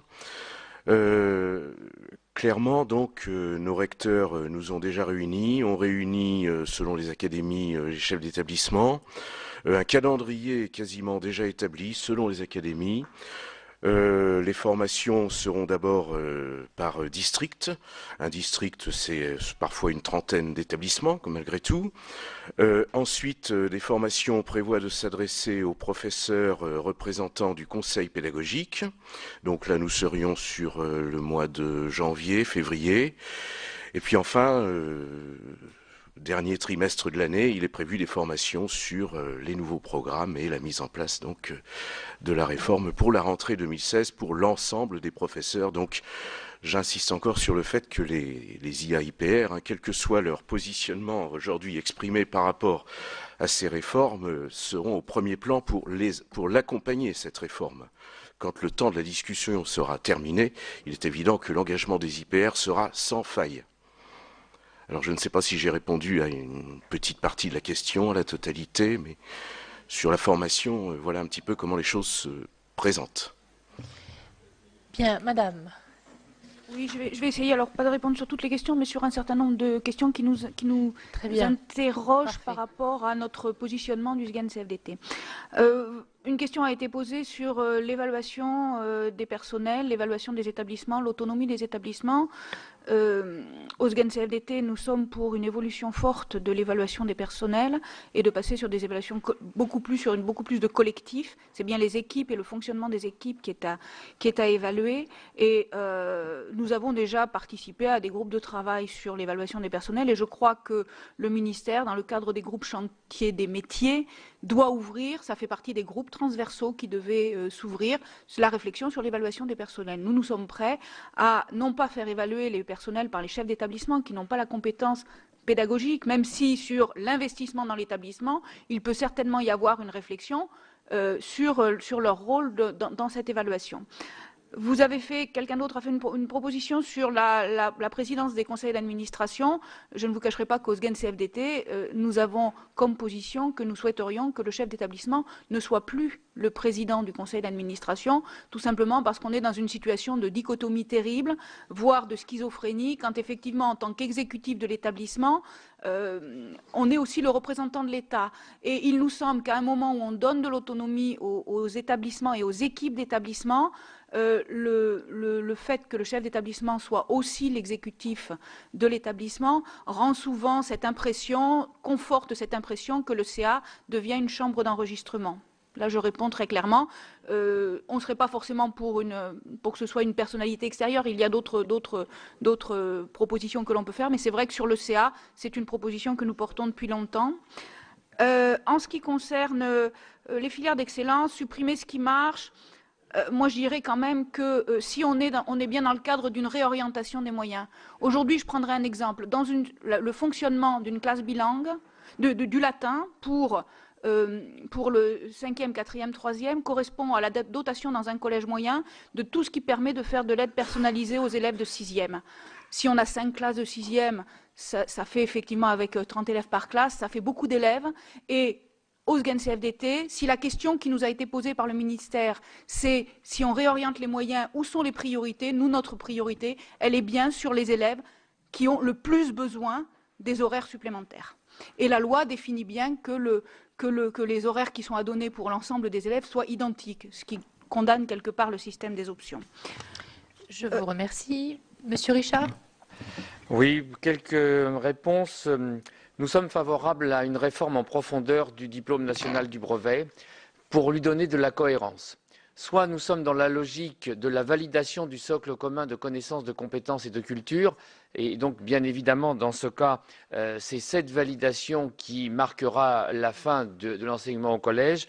Et donc, le maintien d'un examen terminal qui n'a cessé de se complexifier avec à la fois du contrôle en cours de formation, du contrôle continu, des épreuves terminales, des épreuves spécifiques, ne fait que surcharger et perturber les enseignements. En ce qui concerne la mise en œuvre de la réforme, les textes ont été publiés, donc à la rentrée de septembre, nous aurons une année complète, une année civile, une année scolaire devant nous, pour travailler au sein des établissements, dans les conseils d'enseignement, dans les conseils pédagogiques, au conseil d'administration, pour travailler à la préparation de la rentrée 2016 et d'intégrer dans la préparation de cette rentrée les modalités de la réforme.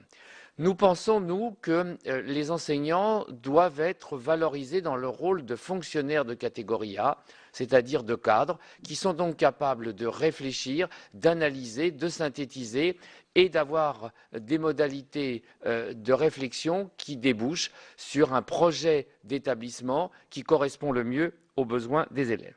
Et puis sur le dernier point, c'est la présidence des conseils d'administration. Nous avons au SNP2N une position différente de celle de ma collègue. Nous pensons qu'il est indispensable que le chef d'établissement continue de présider le conseil d'administration pour deux raisons. J'interroge ici les élus que vous êtes. Est-ce que l'on envisage un seul instant que le maire ne préside plus son conseil municipal ? À mon avis, il y a peu de réponses favorables. Et donc, il semble indispensable que le représentant de l'État soit celui qui préside le conseil d'administration, comme c'est le cas dans tous les établissements publics. Il n'y a pas que les EPLE qui sont des établissements publics. Tous les établissements publics voient leur conseil d'administration présidé par le représentant de l'État. C'est une garantie pour le fonctionnement de ce conseil d'administration. Nous en avons fait la preuve depuis maintenant 30 ans, puisque c'est depuis le décret du 30 août 85, donc plus de 40 ans après, nous avons fait la preuve que ce dispositif fonctionne et qu'il garantit une certaine pérennité et sérénité des débats. Toute autre présidence ne manquerait pas d'entraîner des difficultés. Quant à l'excellence, bien évidemment que c'est une nécessité pour un service public d'éducation que de la promouvoir. Mais nous pensons qu'un système éducatif moderne et démocratique doit avoir comme priorité la bienveillance, c'est-à-dire d'être en permanence dans une volonté d'accueillir et de faire réussir les élèves. Et donc pour nous, la bienveillance va de pair avec l'exigence, parce que la bienveillance sans exigence, ça porte un nom, ça s'appelle la démagogie. Merci. Sur la présidence du conseil d'administration, je me tourne vers le troisième représentant des personnels de direction. Monsieur Laféac, vous souhaitez vous exprimer? Oui, s'il vous plaît. Bien, j'avais 2 ou 3 points sur lesquels effectivement je souhaitais m'exprimer. Alors sur la présidence des conseils d'administration, on ne peut pas nier que chez nous le débat existe. C'est une évidence. Majoritairement, nos collègues pensent que l'unicité du fonctionnement de l'établissement exige, au moins pendant quelques temps encore, la présidence du conseil d'administration par les chefs d'établissement. Et la relation avec les établissements agricoles, qui nous intéressent aussi, puisque effectivement ce sont des collègues avec lesquels nous travaillons, nous semble être un petit peu faussé parce que généralement le président du conseil d'administration des établissements agricoles est quelqu'un qui est très impliqué dans le monde de l'agriculture et qui donc a une vision et une connaissance du système. Donc pour l'instant nous cherchons la personnalité dans le système actuel, tant qu'il est tel qu'il est, qui pourrait représenter l'établissement, et pour l'instant nous n'avons pas trouvé d'identification d'un personnage pertinent dans ce domaine. On n'imagine pas un parent d'élève, on n'imagine pas, etc. Pour l'instant on n'a pas de solution qui nous semble plus favorable que celle du maintien de la présidence, même si je vous dis la question fait débat, parce que effectivement nous sommes souvent entre 2 logiques, celle du représentant de l'État et celle du représentant de notre établissement. Néanmoins, pour le fonctionnement des établissements, aujourd'hui, notre syndicat reste favorable au maintien pour le chef d'établissement, président du conseil d'administration. Sur le recrutement des professeurs par les personnels de direction, pour nous, la question est un refus absolu, tout simplement parce que ce serait, et on connaît bien le système par exemple britannique, ce serait créer une concurrence qui amènerait sans aucun doute des établissements plus prestigieux, des établissements mieux situés, etc., à être tellement alléchants qu'on verrait les enseignants organiser une carrière sur des intérêts, j'allais dire, personnels bien plus importants qu'aujourd'hui, où malgré tout le système compense, même s'il est loin d'être parfait, mais l'État veille quand même à une répartition des personnels. Regardez la question des assistants d'éducation. Les assistants d'éducation, alors je suis principal de collège depuis plus de 25 ans, hein, je suis toujours principal de collège. Et les assistants d'éducation, dans les communes proches des universités, sont des étudiants. Dans les communes rurales, les assistants d'éducation en collège, ce sont, alors je n'ai rien contre, mais ça change complètement le fonctionnement. Ce sont des mères de famille, ce sont des gens qui, j'allais dire, sont en reconversion d'une manière ou d'une autre, et on n'a pas du tout, mais absolument pas, les mêmes équipes, les mêmes projets, les mêmes manières de les piloter. Donc on aurait, nous le redoutons, des problématiques du même type. La formation des enseignants, pour la réforme, elle est nécessaire, et le phasage qu'on nous propose, qui se termine au mois de juin, nous semble particulièrement délicat, puisque chacun sait que la préparation d'une rentrée ne se fait pas au mois de juin, où on a d'ailleurs bien d'autres choses à penser, et cette année encore plus que jamais, mais elle se fait en janvier-février, lors de la répartition des moyens attribués et des projets liés aux personnes, liés aux postes. Donc le fait de devoir, entre la rentrée de septembre, intégrer le nouveau programme, alors la lecture commune peut être une méthode, je ne sais pas si c'est celle que nous retiendrons dans les établissements où il y a beaucoup d'enseignants, mais les enseignants, je vous l'assure, s'intéressent au nouveau socle. Les discussions vont bon train sur le sujet. Donc je ne suis pas trop inquiet dans ce domaine. Mais il est clair que l'appropriation et la création de montage de projets avec des équipes à la fois disciplinaires et interdisciplinaires, tout ça avant le mois de janvier va quand même rendre la vie des établissements scolaires que sont les collèges un petit peu compliquée. C'est un doux euphémisme. Encore un point intéressant qui a été abordé, c'est le point des effectifs. Et là, c'est un point qui j'allais dire, préoccupe effectivement. L'idée est alléchante, et elle se trouve confrontée à différents problèmes, notamment, et j'allais dire très, très matériellement, au problème de salles. On sait que lorsqu'on a supprimé les dédoublements en technologie, on s'est rendu compte que les classes avaient été construites par les salles de classe avaient été construites par les collectivités locales pour accueillir des groupes de moins de 20 élèves. Quand on nous a dit il faut en accepter 28, ça a été complexe. Alors, il faut bien penser que derrière chaque modification, même aussi banale, on a des problèmes matériels qui se posent, qu'il ne faut pas négliger et qui, pour les gens de terrain que nous sommes, sont des problèmes qui sont de vrais soucis. Voilà. Bien. Cette dernière remarque intéresse particulièrement nos collègues qui siègent dans les conseils départementaux, bien sûr. Madame Payet, je vous ai interrompu tout à l'heure. Je pensais que vous aviez terminé, donc je vous redonne la parole sur les autres questions, puis après Monsieur Devin a demandé la parole. J'avais juste deux points autour du brevet, mais je ne reviendrai pas sur ce que mon collègue. Nous partageons tout à fait l'avis sur le brevet des collèges et sur cet examen baroque qui est, enfin, qu'on peut avoir ou pas avoir, ça change rien. Le collège, c'est la validation du socle et c'est là-dessus qu'il faut trancher et nous ne sommes pas favorables à un maintien du brevet. C'est un point qu'on a abordé avec le ministère.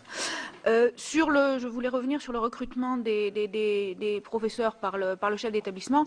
Nous n'y sommes pas favorables du tout. Par contre, nous sommes en train de réfléchir à des propositions où on mixerait dans les mutations des personnels à la fois le choix géographique et la capacité aussi à se positionner par rapport à des projets d'établissement. Parce qu'il nous semble que si on souhaite que les collègues s'investissent aussi, c'est aussi par rapport à des choix de parcours, à des parcours de formation. Si effectivement il y a parcours de formation un peu spécifique, ça peut intéresser peut-être aussi les collègues dans leur demande de mutation. Nous pensons aussi qu'en ce qui concerne la réforme du collège, il serait cohérent de réfléchir sur les conséquences d'un travail par cycle pour les personnels. C'est-à-dire que nous avons des cycles qui durent 3 ans. Si des collègues sont investis dans des projets, je pense en particulier à tous ceux qui sont soit en complément de service sur des établissements, soit titulaires sur zone de remplacement, que l'on puisse dans ce cas avoir des maintiens des personnels pendant la durée du projet sur 3 ans. Ça, c'est quelque chose que nous sommes en train de réfléchir aussi au niveau de l'établissement et qui a des conséquences sur le mouvement des personnels. Il faudra que le ministère et que dans les académies, on en tienne compte dans les CAPA. Pour la formation, nous partageons l'inquiétude, ce que disait mon collègue, sur le fait que si on commence à préparer la rentrée simplement l'année prochaine, au 3e trimestre, ce sera un petit peu tard. Nous avons demandé officiellement à la ministre que, pendant les 2 premières années, cette année de construction et l'année prochaine, on puisse en finir avec le schéma d'une fin d'année après le brevet ou dans les établissements quand même, je veux dire, on a quand même les élèves, il n'y a plus véritablement de cours efficaces. Il nous semble que pour cette préparation de 2 années, nous avons demandé à ce qu'il y ait la possibilité d'autoriser les équipes à déjà se réunir pour lire le texte des décrets, des arrêtés, pour que tout le monde le découvre vraiment, parce que ce qui a circulé dans la presse, dans les médias, a quand même mis beaucoup d'incompréhension, voire de contre-vérité. Il nous semble fondamental que ce soit maintenant qu'on puisse y travailler dans les établissements scolaires. Nous avons demandé officiellement cette banalisation post-brevet et qu'on la reconduise aussi l'année prochaine, mais qu'on puisse effectivement faire de la formation sur site dans les établissements dès le 1er trimestre, des temps de travail pour préparer effectivement la préparation de rentrée en janvier. Sinon, on ne s'en sortira pas. Merci Madame. Monsieur Devin, vous avez la parole.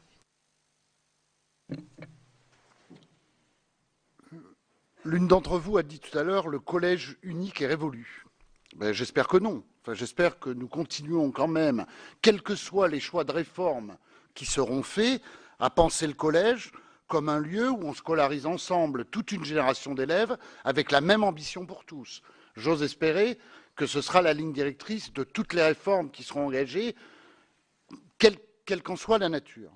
Sur la question du recrutement par les chefs d'établissement, j'ai travaillé longtemps en Seine-Saint-Denis.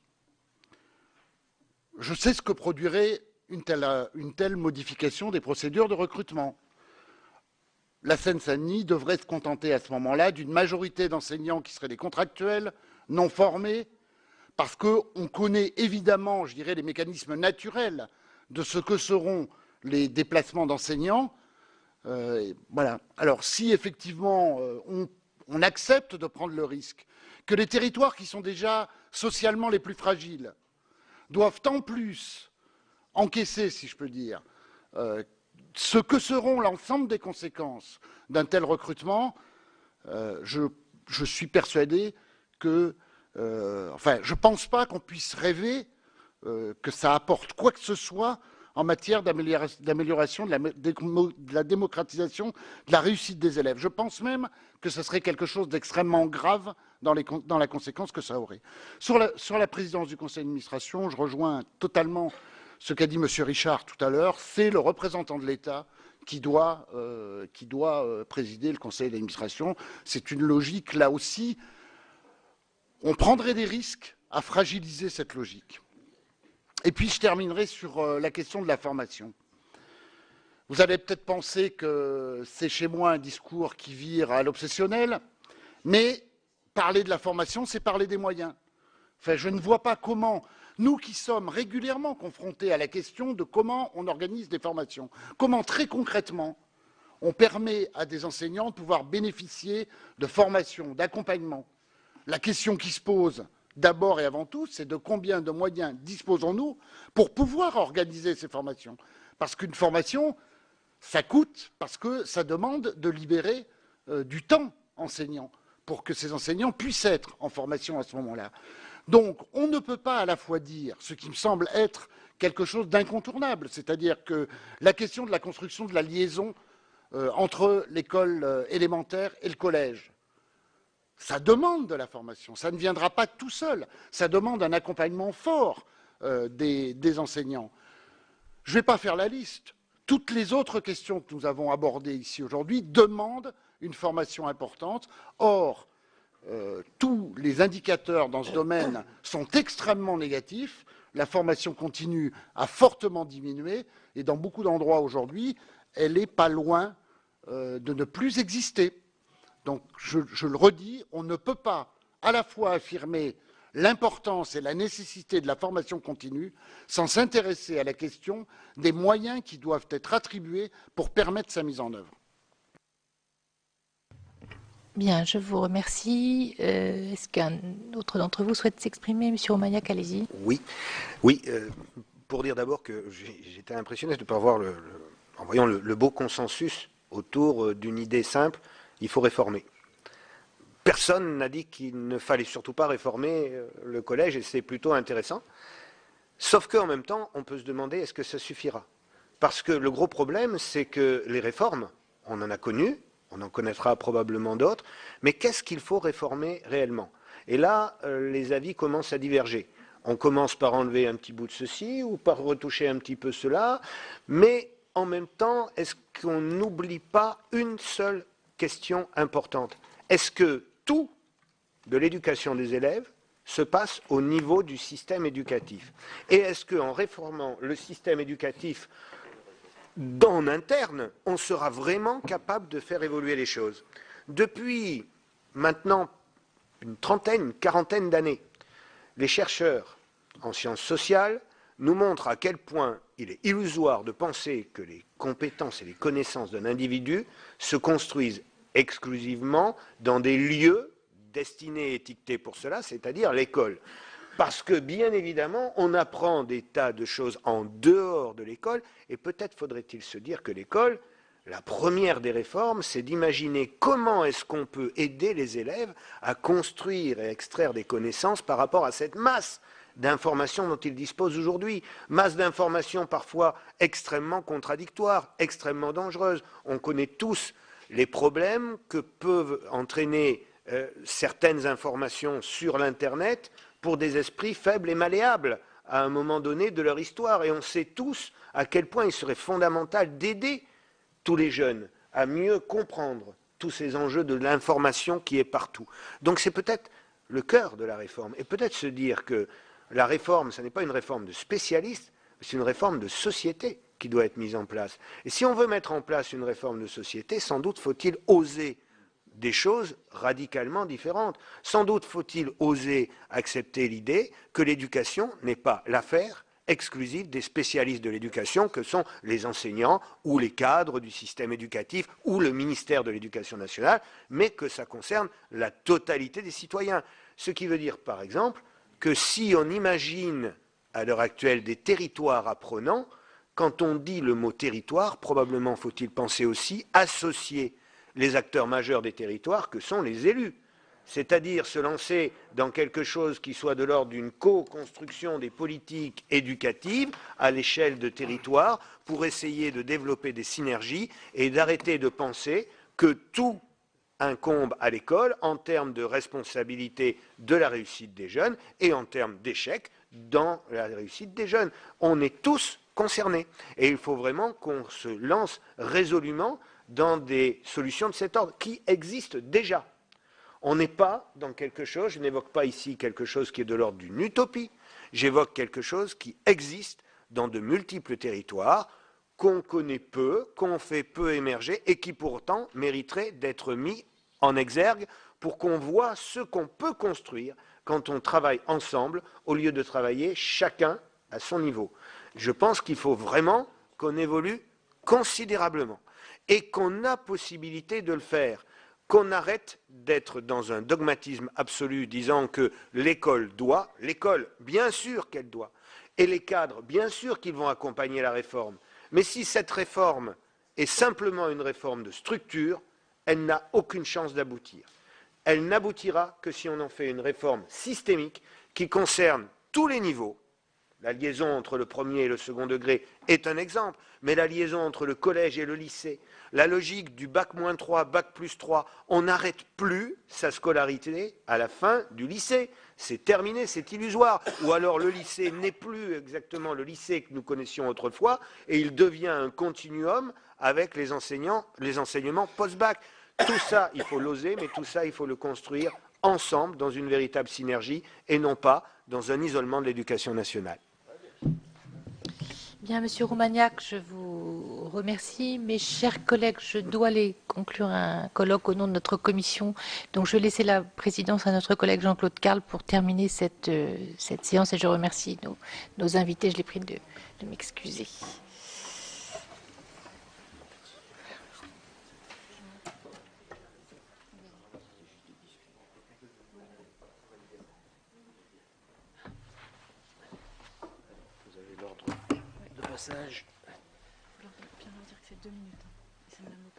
D'accord. Merci. La parole est donc à Madame Lopez, lui demandant là aussi de ne pas excéder 2 minutes. Merci Monsieur le Président, Madame, Messieurs, mes chers collègues. Alors moi, je voudrais dire, je rejoins un petit peu le propos de Monsieur Devin, qui disait tout à l'heure, ce n'est pas que le collège le maillon faible de l'enseignement. Cela d'ailleurs rejoint les propos de M. Roumaniac qu'il vient de tenir, ainsi que M. Jean-Claude Carle qui disait que l'entrée au collège, il fallait maîtriser les fondamentaux.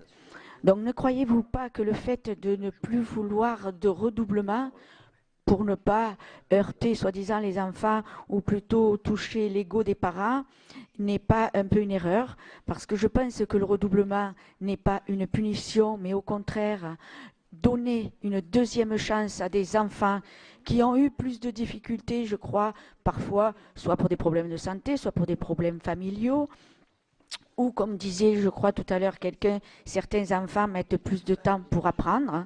Moi, je crois qu'un enfant qui arrive en 6e et qui ne maîtrise pas tout, eh bien, il se décourage.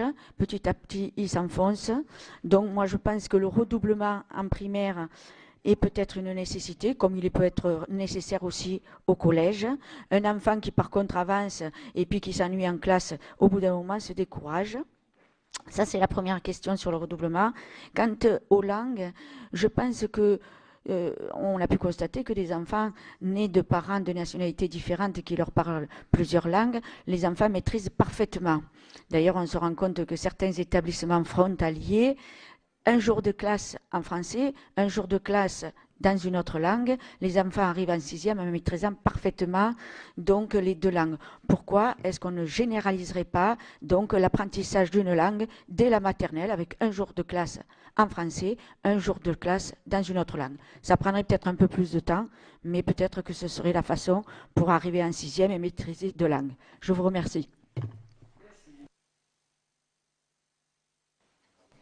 Merci Président, merci à tous les représentants syndicaux d'avoir accepté cet exercice, mais moi je m'interroge quand même si vous n'êtes pas resté dans un discours qui est dû à votre fonction, et je le comprends et je l'entends, mais à vous entendre, le collège unique est formidable, quoi. Donc moi j'ai l'impression quand même que le collège unique a vécu.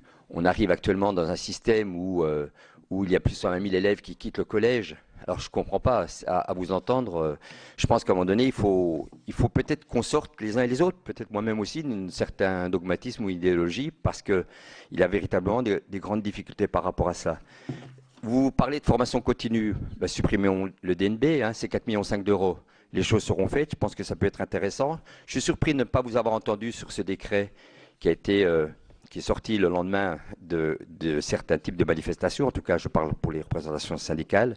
Je pense qu'il y avait quelque chose à faire vis-à-vis de cela. Mais est-ce que ça ne traduit pas, cette réforme du collège, plutôt une idéologie dans la suppression des langues? Bon, on l'a bien vu, hein, même si certains disent qu'on va le répartir chez les autres, je ne suis pas sûr que ça marchera véritablement comme ça. Est-ce que ça... on parlait aussi à un moment donné de suppression des notes.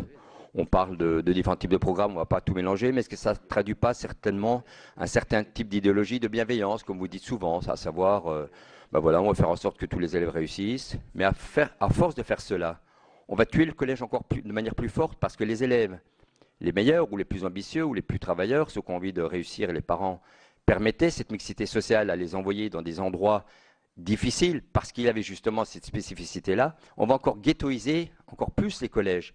Parce que les élèves partiront, et on le sait, on a entendu les représentants de l'enseignement privé le dire, ils seront capables de mettre en place ces situations alternatives. Donc, juste des questions. 1, est-ce que ça ne va pas fragiliser encore plus ce collège unique qu'il faudrait rendre, à mon avis, beaucoup plus souple? Parce que si on n'arrive pas à le rendre plus souple, ce petit lycée qui existe n'est pas quelque chose d'intéressant. Donc, il faut, à mon avis, réfléchir par rapport à cela.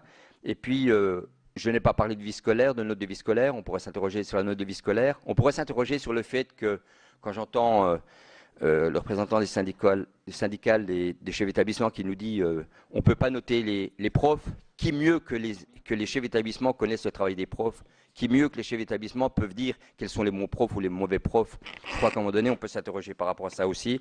Puis enfin, dernière question, s'il y avait une modification à apporter à cette réforme du collège, quelle pourrait être elle? Merci. Merci. Monsieur Assouline.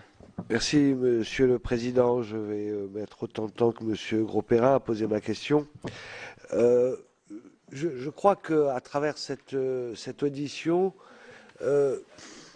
il y a apparaît la confusion aussi de deux types de débats. Le débat sociétal, idéologique sur l'école, tel que le pose M. Grosperrin, les deux pieds dans le plat, ressassant tout un tas de généralités, le mérite pour un parti qui a beaucoup encouragé la rente et l'héritage, ça parle dans la société, parce qu'effectivement l'école n'est pas coupée. Il y a ce type de débat, on ne sera jamais d'accord. Et puis il y a le débat concret sur cette réforme. Et je veux souligner l'importance fondamentale au collège en particulier du rôle des chefs d'établissement dans la vie et la réussite des élèves.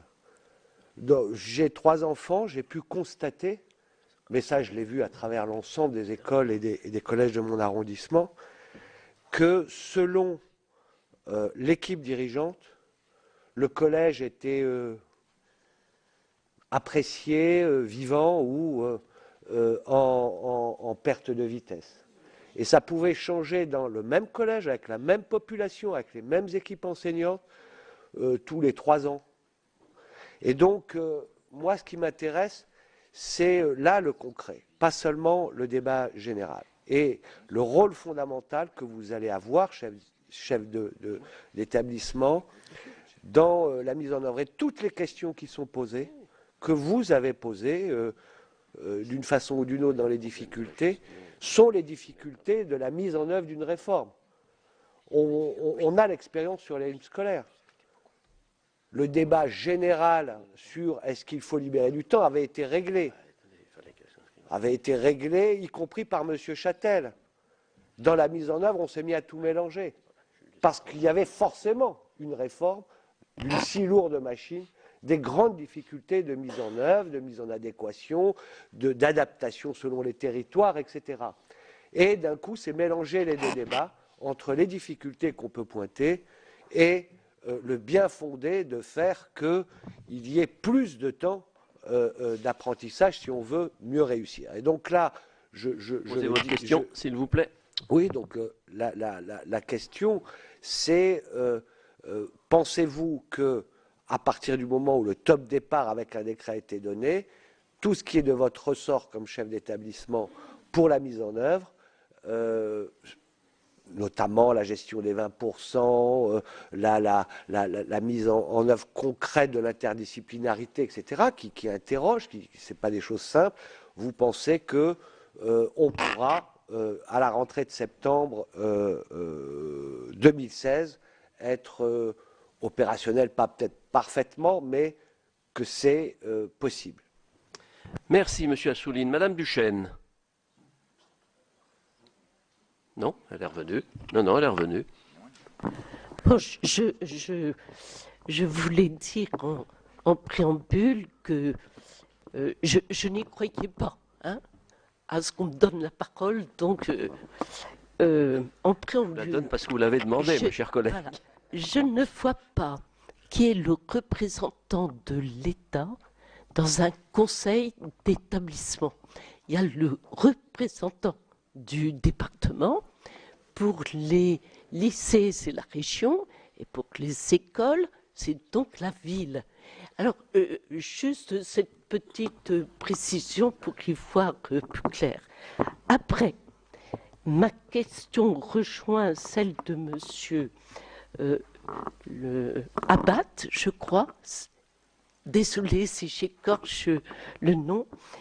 La rejoint parce que dans la petite autonomie qu'auront les chefs d'établissement, est-ce qu'il sera possible, en effet, de prendre une douzaine d'enfants sur les 3 heures qui seront interdisciplinaires? Je ne sais pas si l'autonomie des principaux va jusque-là.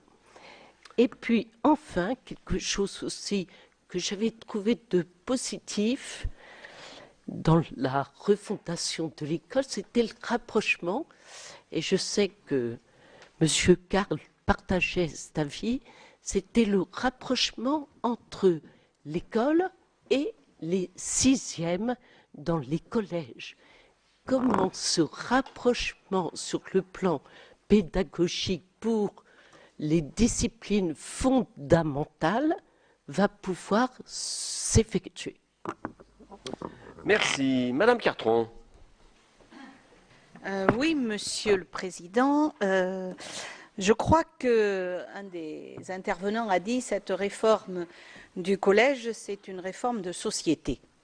Et c'est vrai que cette réforme du collège, elle a pour ambition de ne plus accepter ce qu'on a accepté depuis des années, c'est-à-dire que 150 000 jeunes sortent du système scolaire sans aucune qualification, sans diplôme, et soient livrés après dans la jungle du monde professionnel sans aucun bagage et sans aucun atout. Donc ça, c'est l'ambition de cette réforme. Et bien évidemment, l'ambition de cette réforme, ou comme ses détracteurs le disent, ce n'est pas de porter atteinte à l'excellence ou à l'élite, parce que je crois que, d'abord, les excellents élèves, je dirais presque qu'ils n'ont presque pas besoin de l'école. Parce que, comme vous l'avez dit aussi, on apprend en dehors de l'école. Mais on apprend aussi à l'école avec ses pairs. Et donc, moi, je voudrais poser une question. Est-ce que la principale réforme, parce que vous avez parlé des inégalités sociales qui sont dans les établissements et de ces inégalités scolaires, est-ce que la vraie réforme, c'est ne pas s'attaquer au recrutement qui se passe dans les établissements, recrutement qui aujourd'hui conduisent, avec en plus l'assouplissement de la carte scolaire, à des établissements ghettos dans les deux sens, ghettos soit en recrutement de populations très favorisées, ou ghettos en recrutement de populations très défavorisées. Et bien sûr, le dernier rapport du CNESCO le dit très clairement. Des élèves qui, dans des établissements très défavorisés, ne rencontrent que 5% d'enfants de classe moyenne. Donc, est-ce que la vraie réforme, elle n'est pas là? Repenser les modes de recrutement, repenser donc les zones de recrutement, mais aussi repenser à l'intérieur des établissements le fonctionnement de ce qui conduit aussi à une ségrégation entre les classes. Donc, je pense que nous sommes là à un premier pas, mais je crois que nous devons nous attaquer à ce qui est une tâche beaucoup plus difficile, qui sera une vraie mixité, une vraie hétérogénéité dans les établissements, parce que toutes les recherches montrent qu'on apprend mieux dans l'hétérogénéité, parce qu'on apprend mieux avec ses pairs lorsqu'ils sont différents que lorsqu'ils sont tous semblables. Merci. Madame Blondin. Merci, Monsieur le Président. J'ai 2 questions, mais avant cela, je voudrais souligner l'importance de ce qui a été dit par une représentante des chefs d'établissement, à savoir la stabilité des équipes. Et ça, c'est vrai qu'il est important pour pouvoir assurer le fruit finalement de la mise en place de ces pratiques nouvelles, qu'il y ait une certaine continuité. Or, on sait chacun d'entre nous sait ici que la gestion des ressources humaines au niveau du ministère est parfois fort compliquée et il y a encore des améliorations à apporter. Une question s'adressant aux chefs d'établissement et concernant le conseil pédagogique, il y a des craintes de la part d'enseignants de voir le poids du chef d'établissement qui présidera ce conseil pédagogique porté sur le choix des EPI. C'est-à-dire qu'il aura peut-être tendance, et je voudrais savoir leur avis, à choisir avec les équipes enseignantes bien sûr, mais à apporter son poids décisif dans la sélection des EPI au détriment peut-être d'autres EPI tels que, je pense évidemment, aux langues et cultures régionales, qui sont des points importants pour l'enseignement des langues régionales et qui vont se retrouver en concurrence avec d'autres EPI.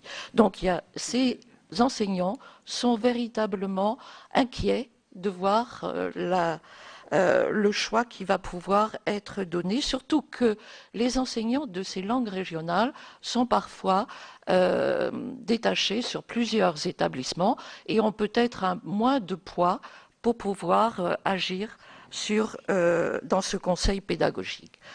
Et une autre question qui concerne les inspections, c'est véritablement l'élaboration de la nouvelle carte des langues vivantes qui va se mettre en place pour la fin de l'année et qui va présenter évidemment les langues offertes dans le secteur donné.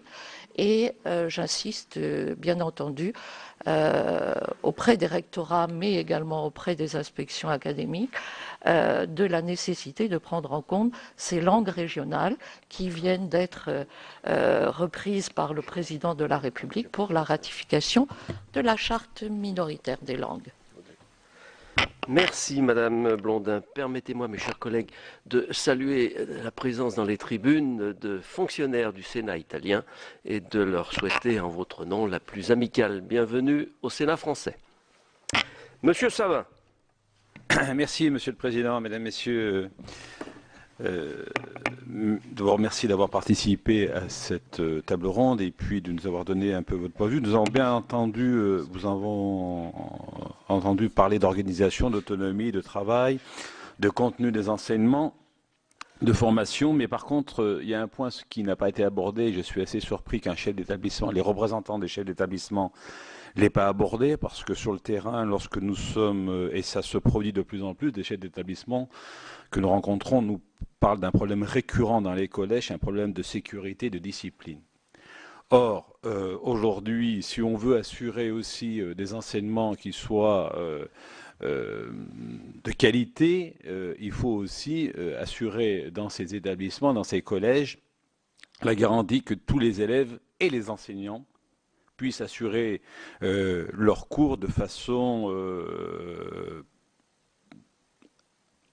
pérenne, mais surtout avec une garantie de pouvoir le faire en toute sécurité. Et il y a une problématique que les chefs d'établissement rencontrent, c'est les élèves qui sont en situation de rupture, qui sont parfois, à l'issue des conseils de discipline, expulsés des collèges et qui sont rescolarisés dans le collège voisin, et puis ça va durer jusqu'à la fin de la scolarité. J'ai rencontré encore récemment une chef d'établissement, une principale, qui vient nous solliciter, nous les maires, pour régler ces problèmes qui sont parfois à l'intérieur, mais aussi à l'extérieur du collège.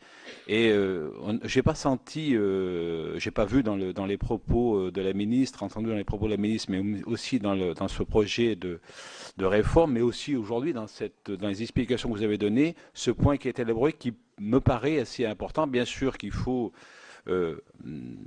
aborder tous les autres sujets, mais ce sujet-là me paraît important en ce qui concerne la discipline et la sécurité des enseignants et des élèves dans ces établissements. Merci. Madame Meunier. Monsieur le Président, mes chers collègues, tout d'abord dire à Monsieur Richard qui a comparé le président d'un conseil d'administration d'un collège avec un maire. Un maire, il est élu par ses citoyens et par un conseil municipal. Et parfois, souvent aussi, dans un conseil d'administration, je crois qu'il y a une élection. Alors peut-être qu'il faut lui donner un autre nom, voire, mais voilà, je ne sais pas si c'est une bonne comparaison. Et je connais, enfin, je sais que pour les chefs d'établissement, c'est souvent un écartèlement entre... Voilà, c'est une position délicate. Vous avez parlé, je crois que c'est Monsieur Duvin, de l'ambition la même pour tous, pour nos élèves. Je crois que c'est important parce qu'il faut aussi se rappeler qu'avant, dans les collèges, quand il y avait les filières, c'était un gros problème parce que les enfants se révélaient au cours du collège et qu'ils étaient enfermés dans une filière et que c'était dur pour eux après de s'en sortir. Je pense qu'il est très important de tenir compte des élèves que nous avons en face de nous, du niveau, de leurs compétences, de leurs capacités et adapter notre pédagogie, la faire différencier pour répondre aux besoins. C'est-à-dire ceux qui sont en difficulté, bien sûr les aider, et on est tous d'accord sur la nécessité d'une réforme justement qui part du constat que beaucoup d'élèves en difficulté sortent du collège normalement, enfin malheureusement, excusez-moi, pas normalement, soit sans voie professionnelle qui leur correspond, soit sans diplôme. J'étais contente justement d'entendre parler un petit peu d'effectifs parce que c'est vrai qu'on ne résoudra pas tout avec les effectifs, mais que c'est très important, que la plupart des classes sont très hétérogènes et que justement dans ce cas-là, si les classes sont trop chargées, ce sont les enfants qui sont en difficulté qui sont pénalisés. Et il faut en effet réfléchir à comment on les aide.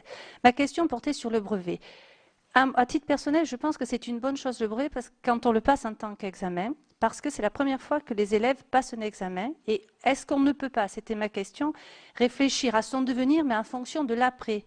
Moi, il me semblait que c'était important qu'ils puissent passer cet examen parce qu'après, il y a le bac où il y a un enjeu vraiment beaucoup plus important que le brevet, où là, il y a un choix de poursuite de scolarité qui se fait ou non, alors que dans le brevet, il n'y était pas. Ceci dit, il y a la validation des compétences qui est importante, mais qui se fait à l'heure actuelle, puisqu'il y a le livret de compétences qu'on valide.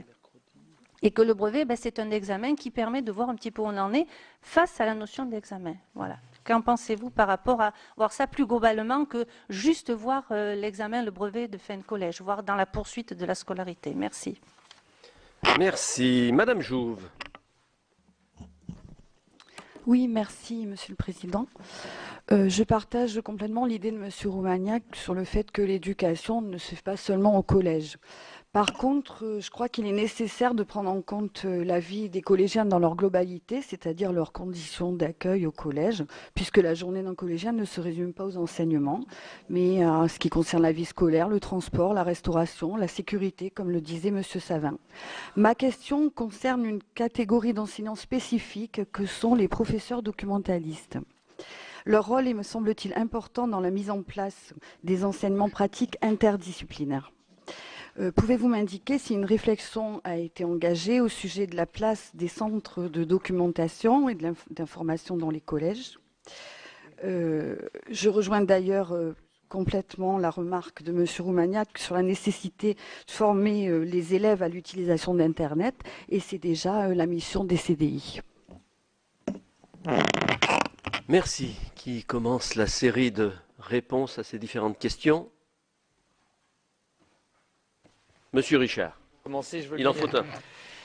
Alors, il y a une question sur le doublement. N'est-il pas une chance? Notre réponse est claire, c'est non. Pour une raison simple, c'est que le doublement, s'il ne s'effectue pas dans une modification profonde des méthodes pédagogiques, fait que l'élève qui a échoué une première année se retrouve confronté au même dispositif. Et donc, bien évidemment, le système n'ayant pas fonctionné en première instance ne fonctionnera pas en deuxième instance.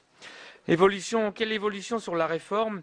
Eh bien évidemment qu'elle permette une mise en œuvre rapide pour que nous puissions répondre aux besoins de notre société.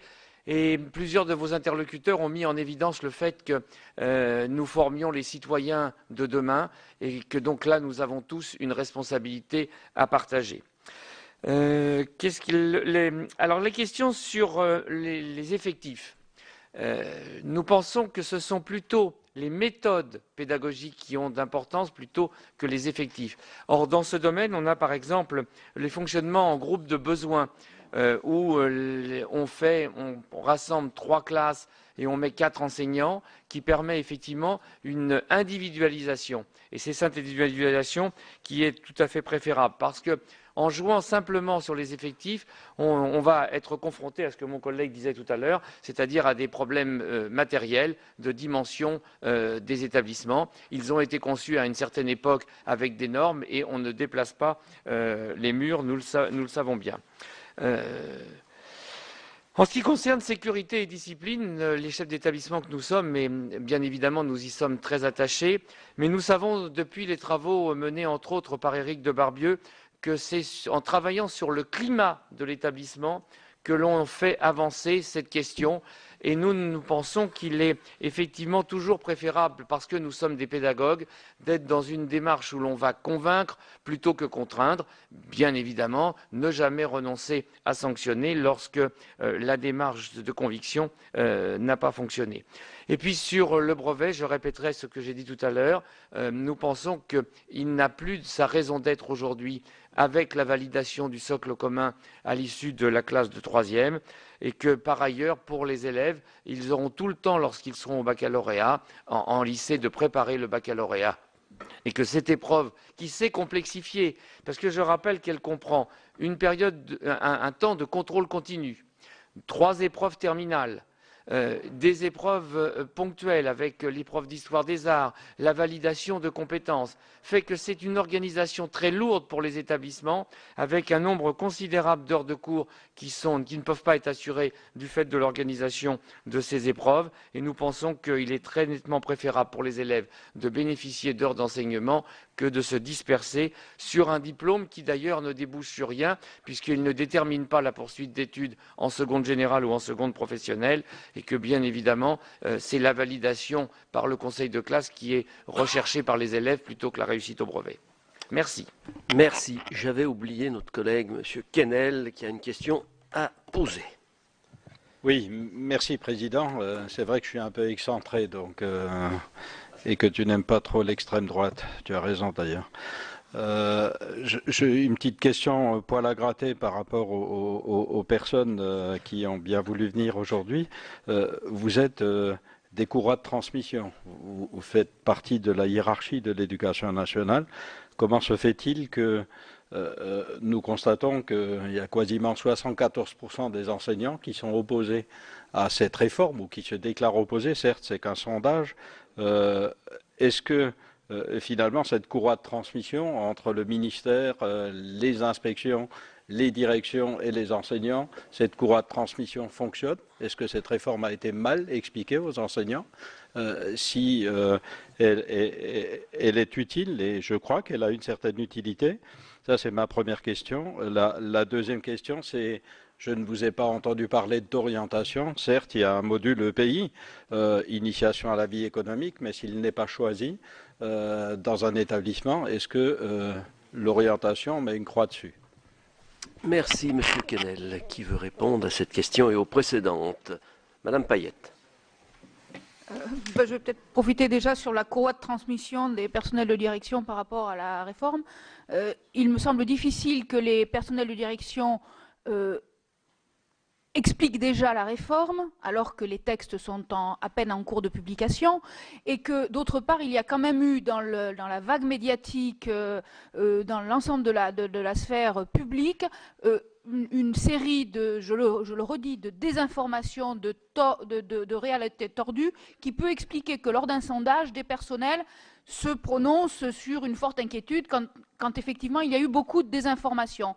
D'où je renouvelle effectivement de notre point de vue l'importance dans l'établissement, dans les collèges dès cette fin d'année, d'avoir un temps d'appropriation de la réforme, de profiter de la fin d'année pour que les personnels de direction, qui ne sont pas que des courroies de transmission, mais qui sont bien les représentants de l'État dans les collèges, non mais qui sont, je répondais à la question, il y avait une question de quelqu'un qui demandait qui étaient les représentants de l'État dans les établissements scolaires. Ce sont bien les personnels de direction qui sont le bout de la chaîne hiérarchique Mais effectivement, on est la chaîne hiérarchique et en même temps, on doit organiser, impulser, organiser le travail collectif.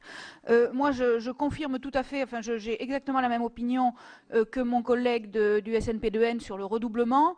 Refaire la même chose dans les mêmes conditions ne sert à rien. C'est bien pour ça que nous sommes farouchement partisans d'une progression en cycle, c'est-à-dire où l'élève est évalué à la fin, où l'évaluation définitive, sommative, pour employer un mot technique, arrive à la fin du cycle. Avant, on fait des essais, on fait des erreurs, on ne fait pas des fautes d'ailleurs, on fait des erreurs, on se trompe, et c'est le fait de se tromper qui va permettre de se construire. Et l'expérience que j'ai eue dans 3 collèges différents, quand on fait l'analyse des redoublements à résultat à peu près égal, quand on regarde les élèves, ceux qui ont redoublé, parce qu'à une époque, le redoublement est accepté ou pas par les familles, donc quand on a le redoublement, on dit, bah oui, là, ok, on écoute l'argument, on va plutôt le faire redoubler ou pas le faire redoubler. On se rend compte que des élèves qui, à niveau égal, l'un a redoublé, l'autre a progressé, à la fin des courses, c'est plutôt celui qui est resté dans sa classe d'âge qui a fait le plus de progrès. Enfin, ça, c'est très net quand on fait des études, un petit peu de suivi de cohorte sur les établissements. Et voilà pourquoi nous, effectivement, le redoublement n'est véritablement pas la solution, mais véritablement, par contre, la progression en cycle sur l'ensemble du collège. Sur les effectifs et les petits groupes, effectivement, les marges horaires qui sont données dans le cadre de la réforme, les marges horaires qui sont données aux établissements, qui sont de mémoire pour un collège de 20 classes qui correspondent à peu près la première année de mise en place à, si mes souvenirs sont bons, 55 heures par semaine et 60 heures la suivante, permettent tout de même d'organiser à des moments précis des apprentissages en plus petits groupes, en groupe restreint, ou de faire intervenir 2 professeurs avec le même groupe d'élèves. Il nous semble que c'est bien préférable à une réflexion assez dogmatique sur les effectifs sur l'ensemble d'une classe. Pour avoir enseigné l'histoire et géographie en collège ZEP il y a très longtemps à Denain, je me souviens que j'avais été chargée, j'avais accepté de prendre la classe à effectif réduit qu'on avait fait dans le collège pour mettre les élèves qui avaient plus de difficultés. Je veux dire que c'est une expérience qui me fait dire très clairement que de mettre ensemble dans la même classe, même s'ils ne sont pas nombreux, tous les élèves qui ont des difficultés, ne permet pas de créer une dynamique propice à l'apprentissage. Et je voudrais revenir sur ce que disait Madame Cartron sur l'importance effectivement de la réflexion autour du recrutement et de la carte scolaire. Je l'ai dit dans une autre instance, c'était à l'Assemblée nationale dans l'évaluation des politiques sur la mixité sociale. Il nous semble effectivement qu'il est absolument urgent de travailler sur la mixité sociale, mais encore une fois, ce n'est pas le sujet de la réforme du collège. Et si on parle de l'apprentissage avec les pairs, l'intérêt, je voudrais revenir sur ces questions de l'excellence et on donne plus à ceux qui ont moins, mais il faut continuer à donner plus à ceux qui ont plus. Enfin, je caricature un petit peu, mais c'est un petit peu le sens de ce qu'on a pu entendre beaucoup dans les médias. Les élèves apprennent effectivement beaucoup en dehors de l'école, et ceux qui apprennent le plus en dehors de l'école, ce sont les élèves les plus favorisés. Donc, mobilisons véritablement les moyens de l'école à ceux qui en ont vraiment besoin. Ça, c'est une conviction que nous avons. Et d'autre part, il est bien plus intéressant, y compris pour des élèves qui sont de bons élèves, de pouvoir être dans le travail avec leurs pairs, parce que parfois, pouvoir reformuler, avoir organisé des séances où on mélange, où on a des élèves en difficulté et des élèves qui sont meilleurs. Je veux dire que le meilleur devient meilleur parce qu'il explique aux plus en difficulté. Et ça me semble aussi quelque chose qui doit permettre de construire avec nos élèves, avec l'ensemble de nos élèves, la condition de la solidarité et de la coopération. Ce qui est désolant dans un établissement scolaire, c'est quand effectivement dans les relations entre élèves, on entend certains traiter les autres d'intellectuels parce qu'ils sont représentés comme les plus favorisés, et il y a des détestations qui s'installent, voire des questions de harcèlement, parce que systématiquement on est dans l'émulation, même pas dans l'émulation, dans la compétition et dans la concurrence. Organisons dans nos collèges des modes de fonctionnement entre élèves où on est dans la coopération, et on changera effectivement le climat scolaire, parce que les élèves qui vont pas bien, les élèves qui sont en situation de rupture, dont on nous parle qu'on ne sait pas quoi en faire, effectivement, on leur doit la scolarisation. Mais s'ils sont dans cet état, C'est aussi bien souvent parce qu'ils ont un vécu scolaire et un vécu d'exclusion à l'intérieur de l'école qui est absolument insupportable pour eux. Et c'est en travaillant sur cette exclusion interne à l'école qu'on pourra véritablement aussi leur redonner de l'espoir et de la confiance envers les adultes et envers leurs camarades. Enfin, je crois que si c'est difficile dans certains établissements, c'est aussi cette relation pédagogique exclusive qui tourne vers la construction de la compétition. Je ne reviendrai pas sur les questions de la notation où on se paye en disant de la démagogie de pas mettre de notes. Non, si on évalue les élèves sur leur progrès plutôt que sur leur manque, on leur donne aussi de la confiance et on rétablit de la sérénité dans les établissements scolaires. Ça, c'est quelque chose aussi sur lequel nous sommes extrêmement attachés. Voilà pour cette table ronde des syndicats d'inspection et de direction de l'éducation nationale. Ils étaient entendus par la commission de la culture présidée par la sénatrice centriste Catherine Morin-Desailly. Vous avez pu entendre tous leurs points de vue sur la réforme du collège. Je vous rappelle que cette réforme est très contestée et que demain, il y a un appel à la grève de la part des enseignants pour protester et pour demander l'abrogation de cette réforme qui normalement doit entrer en vigueur à la rentrée 2016. Vous pouvez toujours voir et revoir toutes les auditions et toutes les tables rondes sur notre site sur publicsénat.fr. Je vous retrouve quant à moi à 16h30 pour 24 heures Sénat, la séance, avec une séance consacrée à un débat sur les très petites et moyennes entreprises. Très bonne journée sur les chaînes parlementaires.